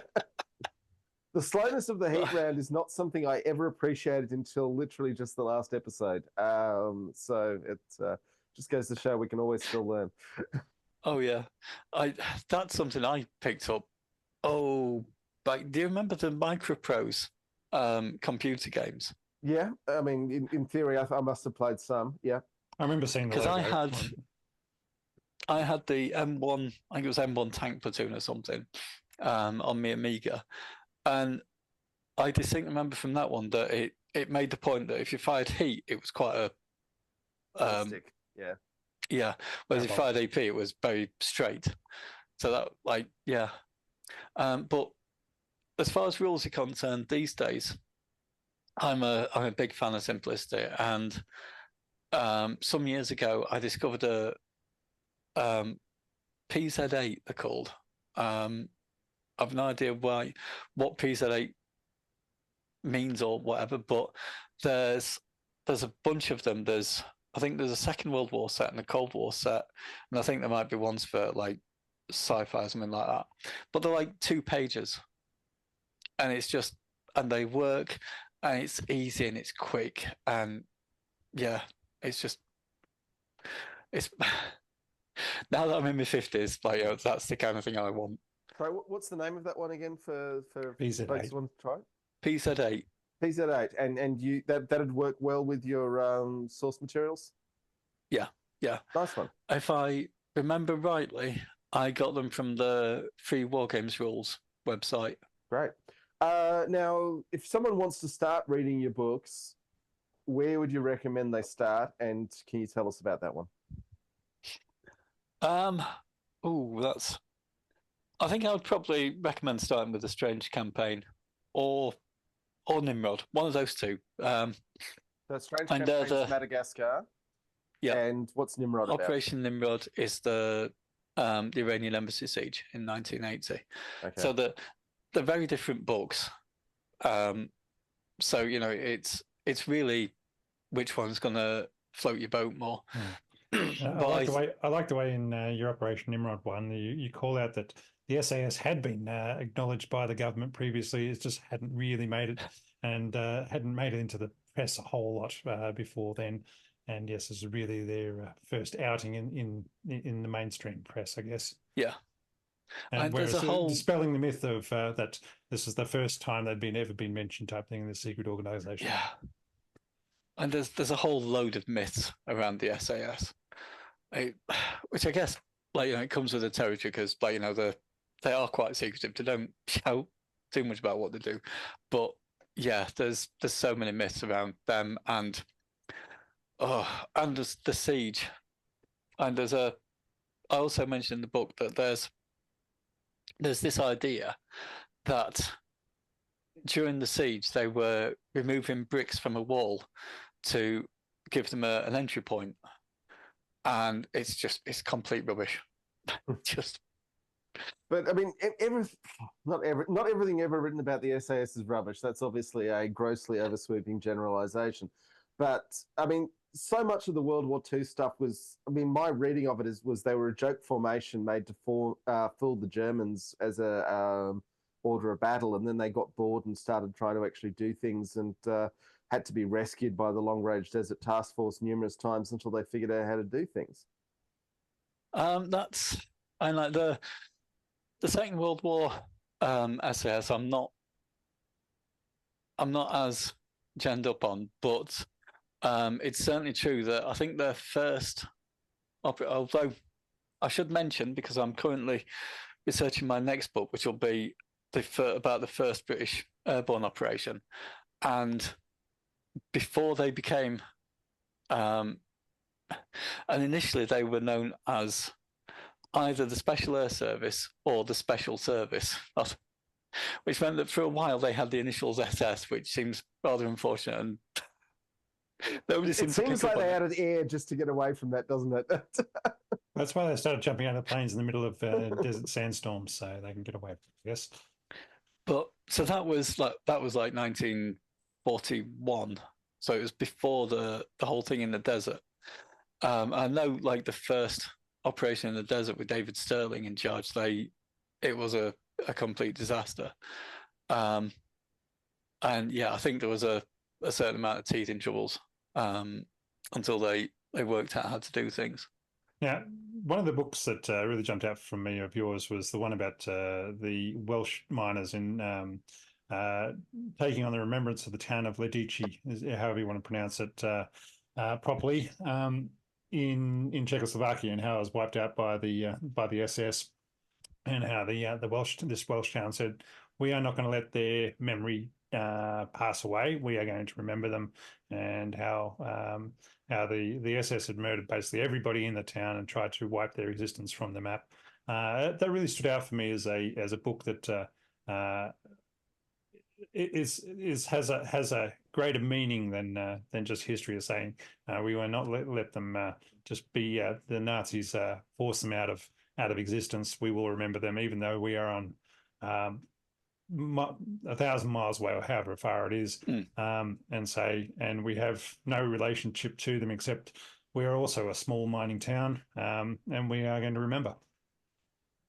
I do need to correct you that it was the Stoke-on-Trent miners that started it.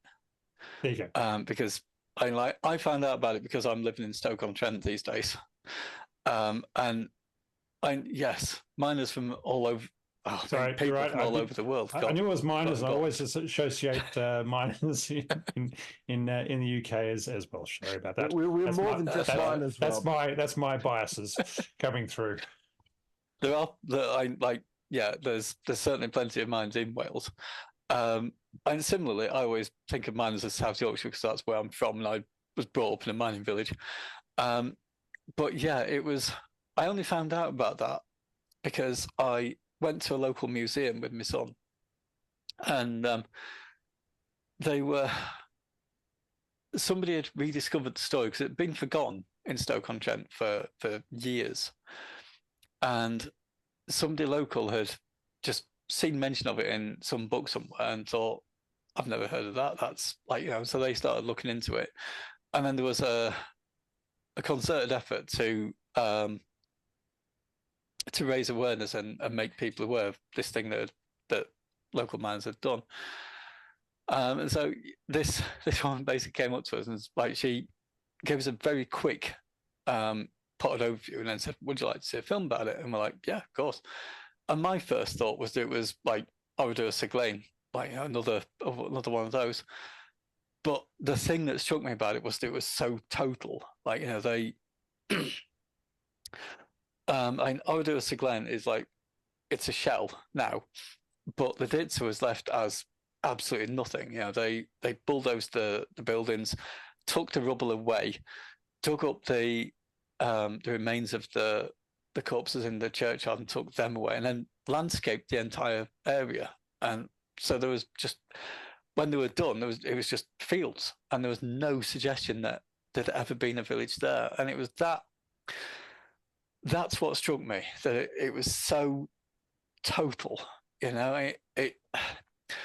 It's horrific to do something like Overdose Glen, where you kill everybody in the village. That's a horrendous thing to do. But to then just try and wipe out all. And Hitler said that he wanted the memory of the Ditzer to die, and that's just a whole other level. Yep, well. I mean, it's fantastic that they made the effort to defy that determination.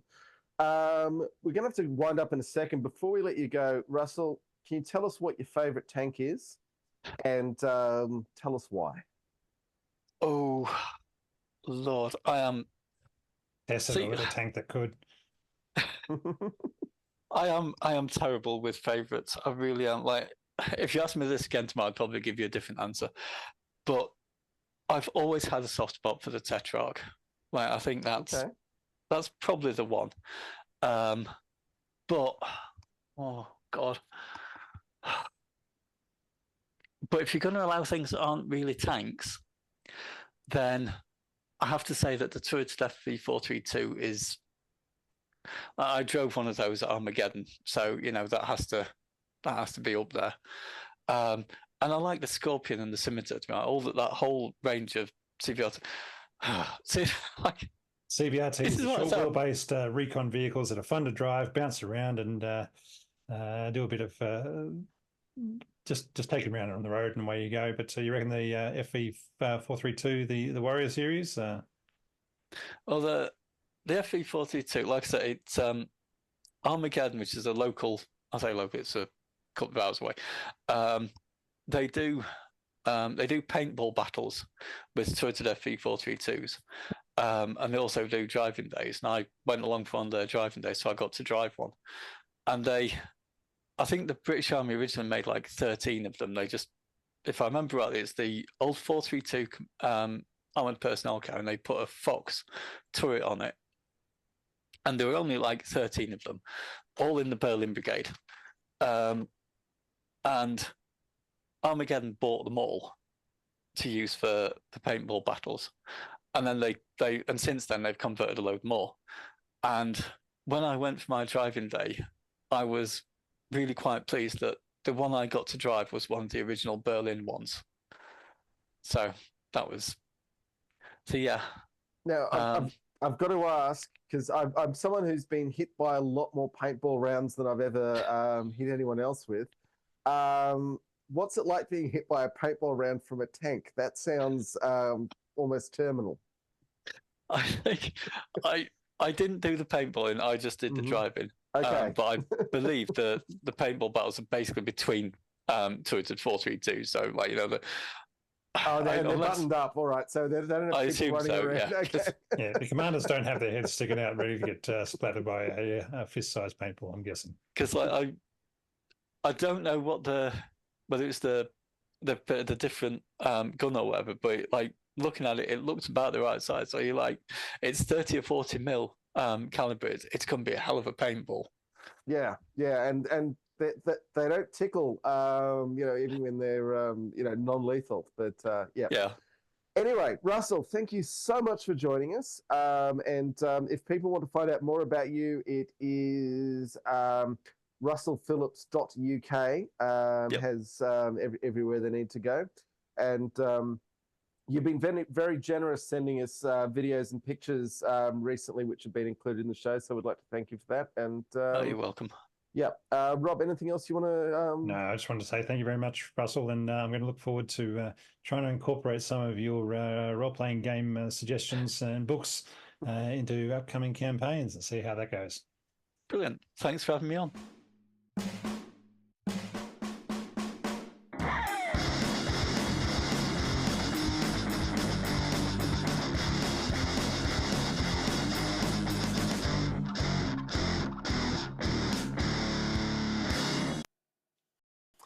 And we are back, and it is time to thank our patrons. Also, thank you to Russell Phillips for that fantastic interview that we enjoyed immensely. Hope the audience did as well. So in terms of patrons, our Artificer tier, which is our top tier, we have Brian Jenkins, Biframe, Chris Pezet, Cornelius Weber, Ian McGuinness, Jonathan Markle, Johnny Oot, Maxi Mixed, and Pear. And then at the other tier, we have Anton Gorbanov, Carter Heller, Christoph Keller, Dan Sapienza, David Mulvaney, Elliot Spicer, Floaty Bird, Guy Hook, Hans Wang, Henry Hamerde, Jay Beckman Strauss, Jamie Stokes, Late Apex, Major Mansfield, Russell Phillips, Scotch 12, Steve Matthews, Tony L, and Vikram Murphy. And thank you, Vikram, for your support and telling us to do Patreon, because that's been really good. John, did you have any idea what we might do for a beer review for this episode? Can you tell me? No, I have no idea what you've done for the beer review. All right, so boys and girls, you'll have something a bit different because we're doing an episode about American, Swedish, French, and UK tanks. So what beer are we going to do? You'll never guess it. It's the Gulden Drak. Right. Imperial, oh my God. Imperial Stout. Imperial Stout. Gulden Drak. Where's it from? Who knows? I can't remember. But the main point is 12%. It is a heavy. It is a super. It's a super heavy beer. It's a super heavy beer. So that's what we've gone for, boys and girls. It's a super heavy beer. So it's got a dragon right on the bottle. The Golden Drak. Okay. So it's got a cork. It's got a cork in it. I'm hoping it's not going to blow off. Point it that way. Yep. And now, that's not a champagne cork. That's good. Yeah. There was a time I drank the Montreal very heavy beer that came with a champagne called Le Fin de Monde, and I woke up on the floor of an apartment that I did not know. Ozzy, go home. This is not your house. This is not your house. Everyone was very nice. It all worked out. And I've been with people who've had that shut at them because they wandered into the wrong house and fell asleep on the couch. Yeah, well, we can talk to Sheridan about that. Anyway, let's not get ourselves in any more trouble. Yes. Yes, we have these enormous, super heavy black stouts, which Rob will read the label and find out where it's from. Okay. Golden Drak Imperial Stout is EN limited edition in Het Gamma Vandely Gulden. Oh, crikey, who knows? Sounds Belgian. Extra strong Belgian beer. There we go. There we go. Yeah. There we go. It's all right. Look at that monster. That's going to mess us up. All right. All right. Deep dark brown, rich and robust. It's got a dragon right on the bottle. All right. So moving into the second half of the show. Just want to say, not cheap. No. Premium How Imperial much? Stout, $44 Australian for a for this 750ml bottle. By the time you start putting beer into a 750ml and putting a twist top on it, you shouldn't get much change. High fermentation, secondary fermentation, contains 4 times more malt than a lager. There you go. I'm sure. Well, that's a selling point, but there it is. Okay. Steenberg. Yep, and we'll give you our opinions on it once we've actually drunk a little bit of it, or we chewed our way through it. Yeah. I mean, come on, you got to admire. So, as I said, John had no idea what it was going to be. What beer can I get that'll just draw this episode together? A heavy beer, a super heavy beer. You don't get a 12% beer in. Okay, but so it doesn't taste like it. Let's revisit the poll, which at the moment is at 18 votes. Reckon super heavies are super awesome, 61%. Super Stupid, 39%. Hey. And Victor's joined us from northern Sweden. Woke up in a panic, realizing he'd missed half the show, but we're here for the second half of the show, which is where things get loose and interesting. And Sanguinius 5, yes, we might have some Kiwis lurking around who don't want to show themselves. And after last week's All Black loss, they are shy. They are shy creatures, Kiwis. But we know you. We know you're there. We love you all, and thank you for joining us. Now, in terms of other housekeeping, Oz Armour Fest 2024 has happened. Looks like it was great. People had a good time. But we are going to be there next year for 25. Fingers crossed. If we've got all things stars aligned, but yeah, we're planning on it. It's gonna. It is firmly locked in unless the world ends and other things happen. But that is what we're going for. Now the point is where you come in as the audience is that you can come to Cairns next year for Oz Armour Fest 2025. And if you have a Totally Tank T-shirt, we will buy you one beer at the pub that we go to. No more than one beer. But you will get that one beer, and also we will make sure there are plans every night after the Tank Festival for pubs to go to and sit around and talk to other tank nerds. Which the last time we were there in 2022 was hugely fun. It worked immensely well. We had people recognizing us in the crowd. We go, really? Do you recognize us? Well, yeah. But we look. Last time the Chieftain came to 2 of our nights. We can't promise that's going to happen. But we're just saying there will be interesting people who know a lot about tanks coming along. So, Nicholas, if you're watching, look, love to have you there. Yeah.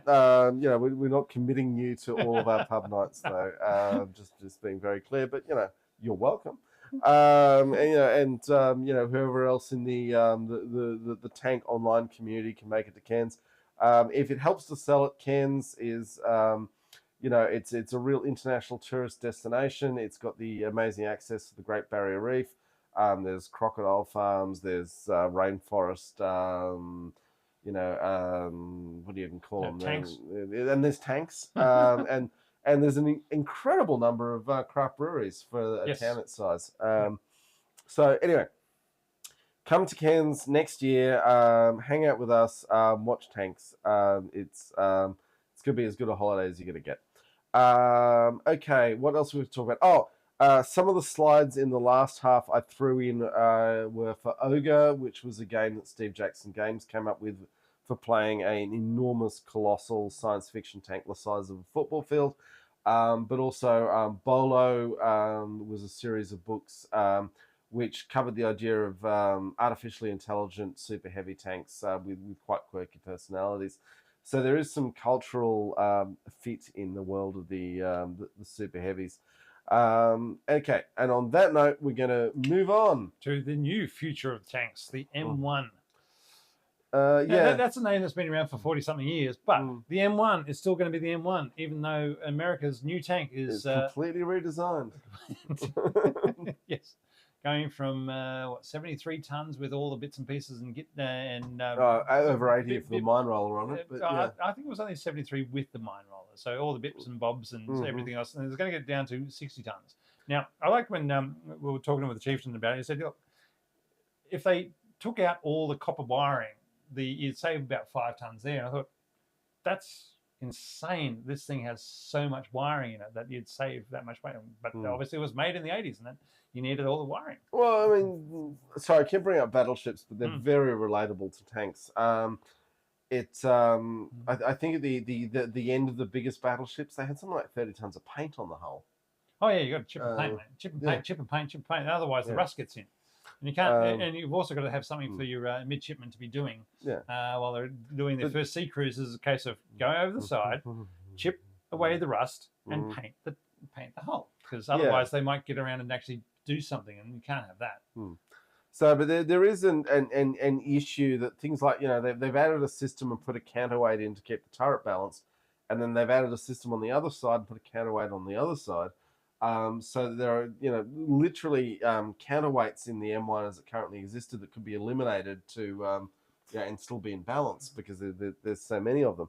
So what we're talking about here is the future of the M1 Abrams with the A3 plan, because the the SEP3 has been scrapped, and they said we don't want to make this tank any I think heavier. the SEP 4 has been scrapped. Okay. I think we've got the SEP 3. They're scrapping the SEP 4. Yes, you're probably right. Yep. Yeah. And, yeah. So who knows where they're going to go with that? But it'll be exciting. With a 30mm remote weapon station on top to blat away at any but also drones in the sky. They're following the Korean K2 with electrothermal ignition of the ammunition. Which is, I mean, obviously the Koreans have pioneered this, but the idea that the tank gun is going to have a slower controlled detonation so that you get the maximum push through the full length of the barrel.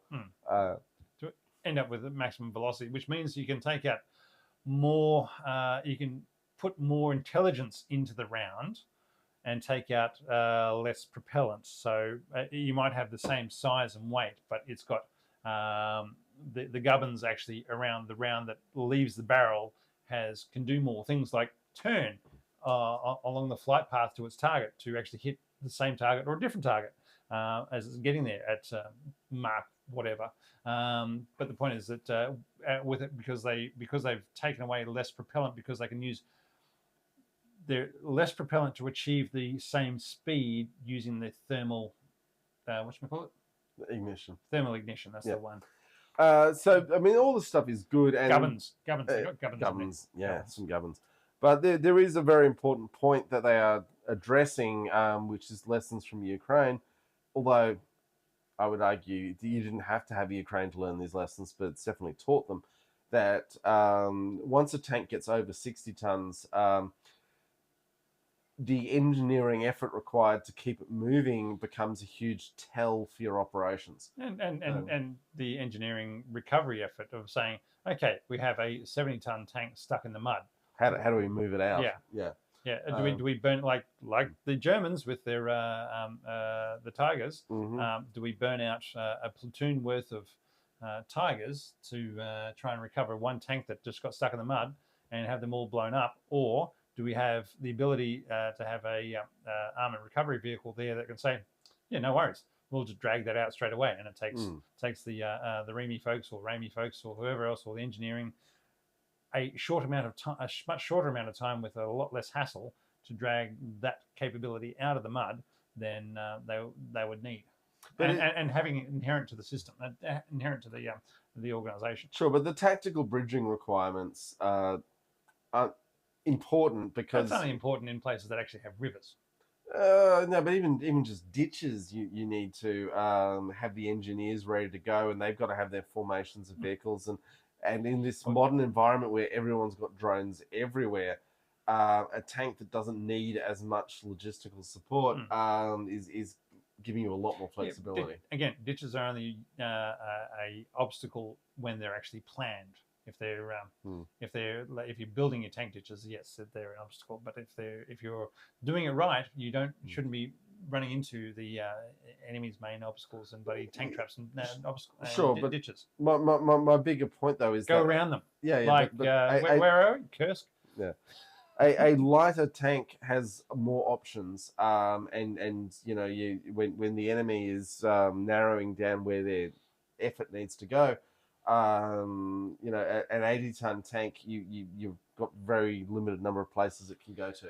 Yeah, with your lighter tanks, you've also got they're more vulnerable. Yeah, they're more vulnerable. But if you can take the meat sacks out of the tank, then who cares if it's vulnerable? It's a cost, but it's not a vote loser. I don't think anyone cares about tank crews these days. Well, the Russians and Ukrainians don't, and the Americans don't care that much. No, I think they do. I really think what the Russians may not, but I think a lot of other people do. So if you can get an autonomous light tank doing the job, or even half the job of at 30 or 40 tons, doing half the job of a 60 or 70 ton main battle tank, then wow, and I'm sure there's a whole lot of savings that can be made there.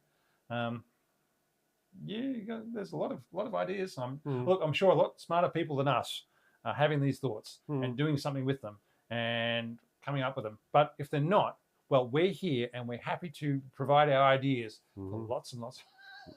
Give us the money. Not that we can be bought. Can we be bought? Yeah, we can. Yeah, we can be bought. Sure.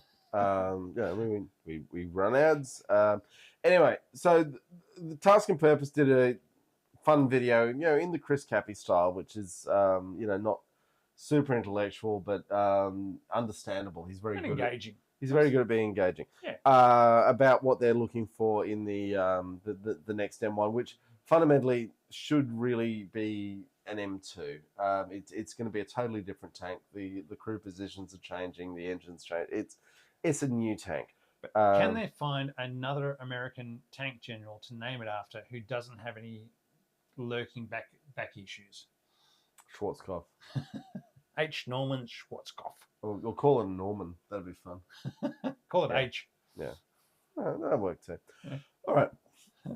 Thermite drones. Other interesting things we've seen. So, yes, the thermite drones that the Ukrainians are burning thermite from drones, because as we've noted in the past, there is an enormous... Storm of Norman, that is a good name, yep. Getting back to what we're talking about, the ridge lines with trees in them are where... ridge lines, they're just a tree line. Tree line. If there's a tree line, you dig your defences into there. And you get cover, and trees are awesome in general, and both sides in the Ukraine war have been digging heavily into them. So the Ukrainians have sent up some drones that are dropping thermite, and that's basically raining fire on the sky, hoping to burn out the Russians in these defensive lines. Now, Australia is a country that does a lot of backburning. Otherwise, the whole country burns. Yeah, in terms of fire management. So if you cut the resources to your firefighting or rural firefighting, volunteer firefighting services, and they can't do the backburning, then when push comes to shove, and the climate is so tinder dry, the entire country catches on fire, a la 2019, 2020. Yeah. Now, but the point is that instead of dropping thermite from the sky, what you do is basically ping pong balls with potassium permanganate and glycol in them, and you drop them out of, in Australia's case, we've used helicopters because we've had permissive environments and no one firing surface-to-air missiles at these helicopters. But you could do it out of a drone as well. These ping pong balls drop, and then the potassium permanganate mixes with the glycol, and it burns incredibly fiercely for about 2 minutes in the undergrowth. And that's where you want it. The Ukrainians, the thermite's spectacular, but you want to actually be burning into the undergrowth, and then the dudes in the trenches, they'll be running very fast. You'll get them out of those trenches in no time. I was about to say, unless there's undergrowth in the trenches are the best place for them to be. Yeah, but when the fire is starting to rage on all sides, you just don't want to be too around it. Okay. Anyway, so just a quick tip because the Ukrainian drones and the footage we've seen, it's spectacular that this fire is raining down from the sky, but in terms of actually starting the fire that will dislodge the troops, dragon's eggs, that's what you need. Tactical Gentleman's joined us from Netherlands. Thank you very much. Good to see you join us. Yeah. Okay. All right. What is next to discuss? I'd like for you to talk about the beer. The beer. What do you think about the beer, John? I am getting unbelievably pissed drinking it, Rob. So it is heavy. It is a super heavy beer, but it's not such a strong flavour that don't like it. But it does have a bit of a kick of an aftertaste. I can't. Malt. It is a well-made Imperial Stout. An Imperial Stout just means it's very strong. 12%, fine. Strong. Yeah. And this one, with a stout, you've got so much malt backbone that you would expect the flavours not to be overwhelmed by the alcohol. So I found the English version of it. Yeah. So, Golden Draken Imperial Stout is a limited edition brew from the noble line of Golden Draken beers, a beer characterized by its deep, dark color and its dry, delicious bitterness. There you go. Mm-hmm. But yeah. I mean, it's a damn fine stout, but I wouldn't normally drink a 12% stout in a pint glass. But here we are, and we're having a good time. Yeah. So having a good time. Having a good time. Drone hunting. All right. Yes, Rob, can you talk about this for a second while I queue up the end video? Oh, sensor balloons. All right, so supposedly the Ukrainians are sending up great balloons that hover over the battlefields that rather than watching for where the drones are going and saying, okay, I can see the drone and I can figure out from what they're doing where the drone operators are so that we can get counter drone operator drones going out and blowing up the drone operators rather than trying to take out the drones from the sky, because drones in the sky are really hard to hit because they move really fast. The sky is a really big place, and space it's a really big and space is really big. Yeah, you think it's a long way to the shops, but so rather than that, you send your counter battery fire or counter drone fire to where the operators are, because they are meat sacks on the ground with only legs to probably move them around with, who are busily looking at a screen to seeing what their drone is doing. A couple of rounds of 155mm will make them not be paying attention to their little goggles. Yeah. So these balloons are going up and saying, yep, we can figure out where the operators are, and they are really easy to hit if they are in range, which drones being... The drones we're looking at probably only have a range of 7 to 10 kilometers, and 155 rounds have a range of up to 20 kilometers, 18 kilometers, something like that. 30 with the rocket-assisted propellant. Depends what you've done with them. Yeah. So those sort of fun things are happening in Ukraine at the moment, and that's drone. Yeah. Anyway, Kursk is a bargaining chip. Well, let's briefly dwell on the drones. It's just it's interesting that some quite obvious things to us external observers have taken a while, and there's things like the Ukrainians are putting Android phones, thousands of them, on sticks just to listen, and so that then they can be the software can be observing bangs and say, you know, it's louder next to that one and it's softer next to that one. You can really build up a picture. I mean, my only issue with this might be is that someone has to charge the damn things. Well, with the FPV drones that the Ukrainians were having a lot of success with it at the beginning, and the Russians slowly got themselves into gear. Could that then turn and basically have overwhelmed by numbers? Could that same sort of thing happen on the other side of it, saying, is this going to be something that the Russians saying, oh, this is happening over here, how can we slowly scale it up from our side to get into the game? Oh, the Russians can... I mean, everyone will be using sensors. I mean, you go back to what the Americans were doing on the Ho Chi Minh Trail in the 70s, admittedly much more expensive things. But, you know, you can put sensors everywhere, and then you need software to interpret it because no human can monitor all this. And then you deal with the biases, the software, and there's problems that come into this. But it's certainly interesting to see this stuff come out. Let's move on to Kursk. Right. So the Ukrainians gone across the border, have established a foothold, and keep on expanding and expanding and expanding. Now, a month ago we thought, is it? Are they going to just go in, smash and grab, and run away again, or unless there's any sort of concerted effort against them? But guess what? There hasn't been any sort of concerted effort against the Ukrainians to try and dislodge them. There haven't been any sort of defensive lines so far that I've seen, I've heard about being built in front of them. So it's just the Russians are just putting forces in front of them and trying to hold various villages, slowing them down. But the Ukrainians are still finding ways to, as we said before, go around the established defenses and get to where they want to go. I mean, it's slow, but it's much faster than what the Russians are doing in eastern Ukraine. But I mean, there is the issue that the Russians are just keeping all their force on eastern Ukraine, and part of the ploy was probably to try and dislodge those forces and saying, "Hey, we're invading Russia and doing all this shit. Vlad, would you like to pull out these 100,000 troops from eastern Ukraine and actually go do something about it, and we can just pull back slowly, or you're going to keep on doing what you're doing, and we'll keep on doing what we're doing, and see who blinks first." Don't know. And look, Zelensky in this last week has probably come out and said it is a bargaining chip for if something happens and they need to start saying, okay, let's redraw the borders. Well, we've taken this part of Russia. Would you like to trade this part of Russia for this part of Ukraine, or so forth? So who knows? And the rains are about to start. That's an October thing. Depending on climate change, buddy, because wars happen because of climate change. Yeah.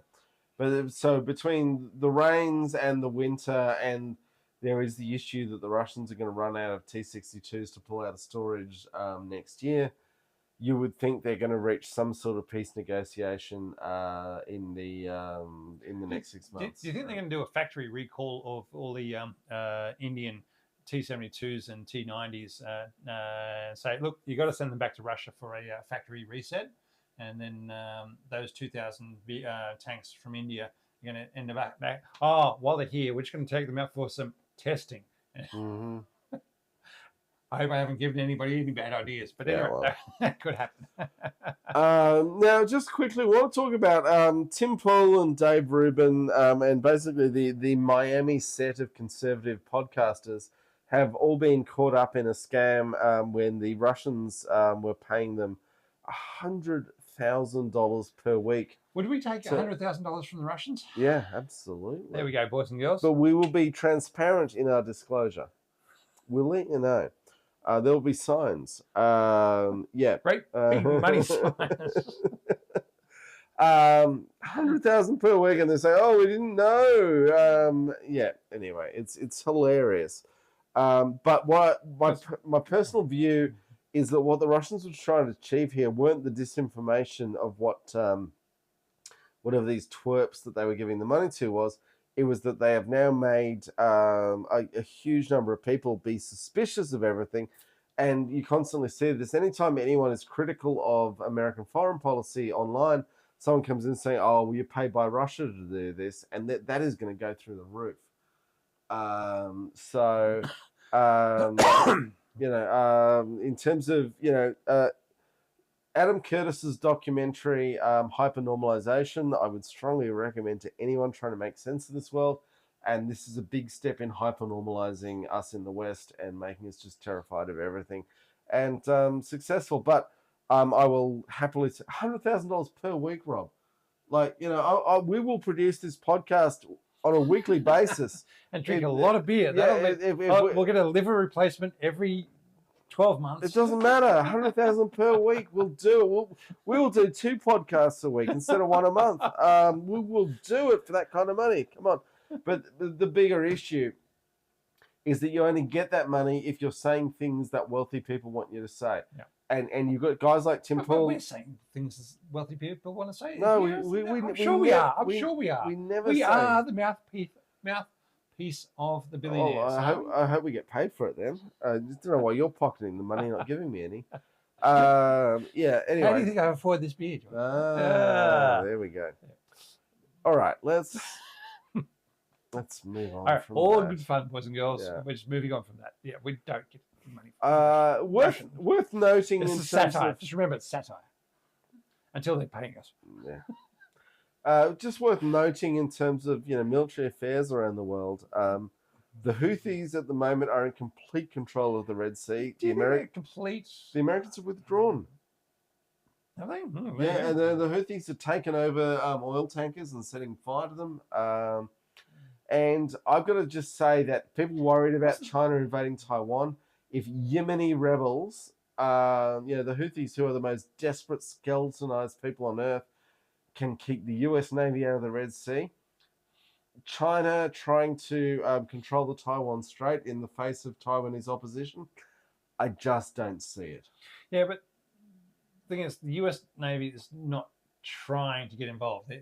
It's one fight they're trying not to get into. I mean, they've stayed out of the Civil War. No, I mean they were in the fight, and then Biden said, "Oh, bomb the Houthis into submission." The Houthis were like, "Oh, you killed some of us." I was about to say we've been bombed into submission for the last 15 years. Yeah. I mean, nothing else has changed. But the point being is that having a base in Djibouti right next door to the Chinese base in Djibouti, I still love that from the Sultan of Djibouti. He's saying, America, you've got a base there. I'm going to lease out this piece of land to the Chinese as well. And it's the only foreign-based base that the Chinese Navy have around the world because nobody else would do it. But you know what? It's right next door to America. So maybe that's why they don't want to go. So maybe China should sort out the Red Sea because a lot of their trade goes through there, and that would make them. Can you imagine what would happen if China sorted out the Red Sea and the Houthis. I think the Chinese are too smart to try and take on the Houthis because. But can you imagine what the issues that It'll would be fine. cause for the West? It's part of why the Chinese are trying to broker a peace deal in Ukraine, because they just want to be like, we're the guys who can make stuff happen, and not like these clowns. Yeah. Anyway, Rob, what are your thoughts on this beer before we wrap up? It is very tasty, a bit sweeter than I was expecting for an imperial stout. I mean, stouts are always sweet, but yeah, a bit sweeter than I was expecting. Anyway, look, one will do, that's for sure. Yeah. Because at 12%, it's one will do. Mm-hmm. Now our poll has ended up at super heavies were super awesome, like this beer, at 64%, and super stupid 36%. So I'd like to say thank you very much to all our listeners, watchers, patrons, and everybody else. It was a bit of a different episode today, and I hope you enjoyed it, because we certainly did, and we'd like to share this with everybody and go from there. And we will be back next month. After John goes on his whirlwind holiday. I'm spending 3 weeks in Bali and Lombok, but well, I have some things to say about how awesome that is. Anywho, folks. And if anybody wants to throw in a suggestion as to what tank we do next, happy to take them. Or let's just quickly talk about this. Admittedly, it's the arse end of the show. If you would like to be in the show, if you are a historian and author, have strong opinions about tanks, and would like to talk about half an hour about it while drinking a beer with us, let us know. If you're saying why isn't that me in that halftime break, let us know. We were open to it, ready to go. Because we can talk to anybody, because we are wonderful people, and so are you. To not foreshadow the next episode, because we haven't done it yet. Mother of Tanks, who is a very interesting person, has agreed to be on the show. Which will make our third woman on the show.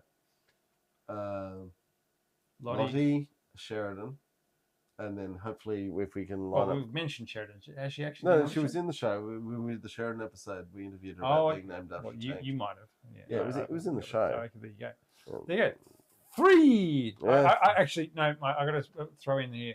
My daughter is building a tank at school for me to be able to include in one of these episodes as well. So I'll interview her at some stage, and she can be the 4th. Okay. All right. And on that note, we're heading out. Thank you all.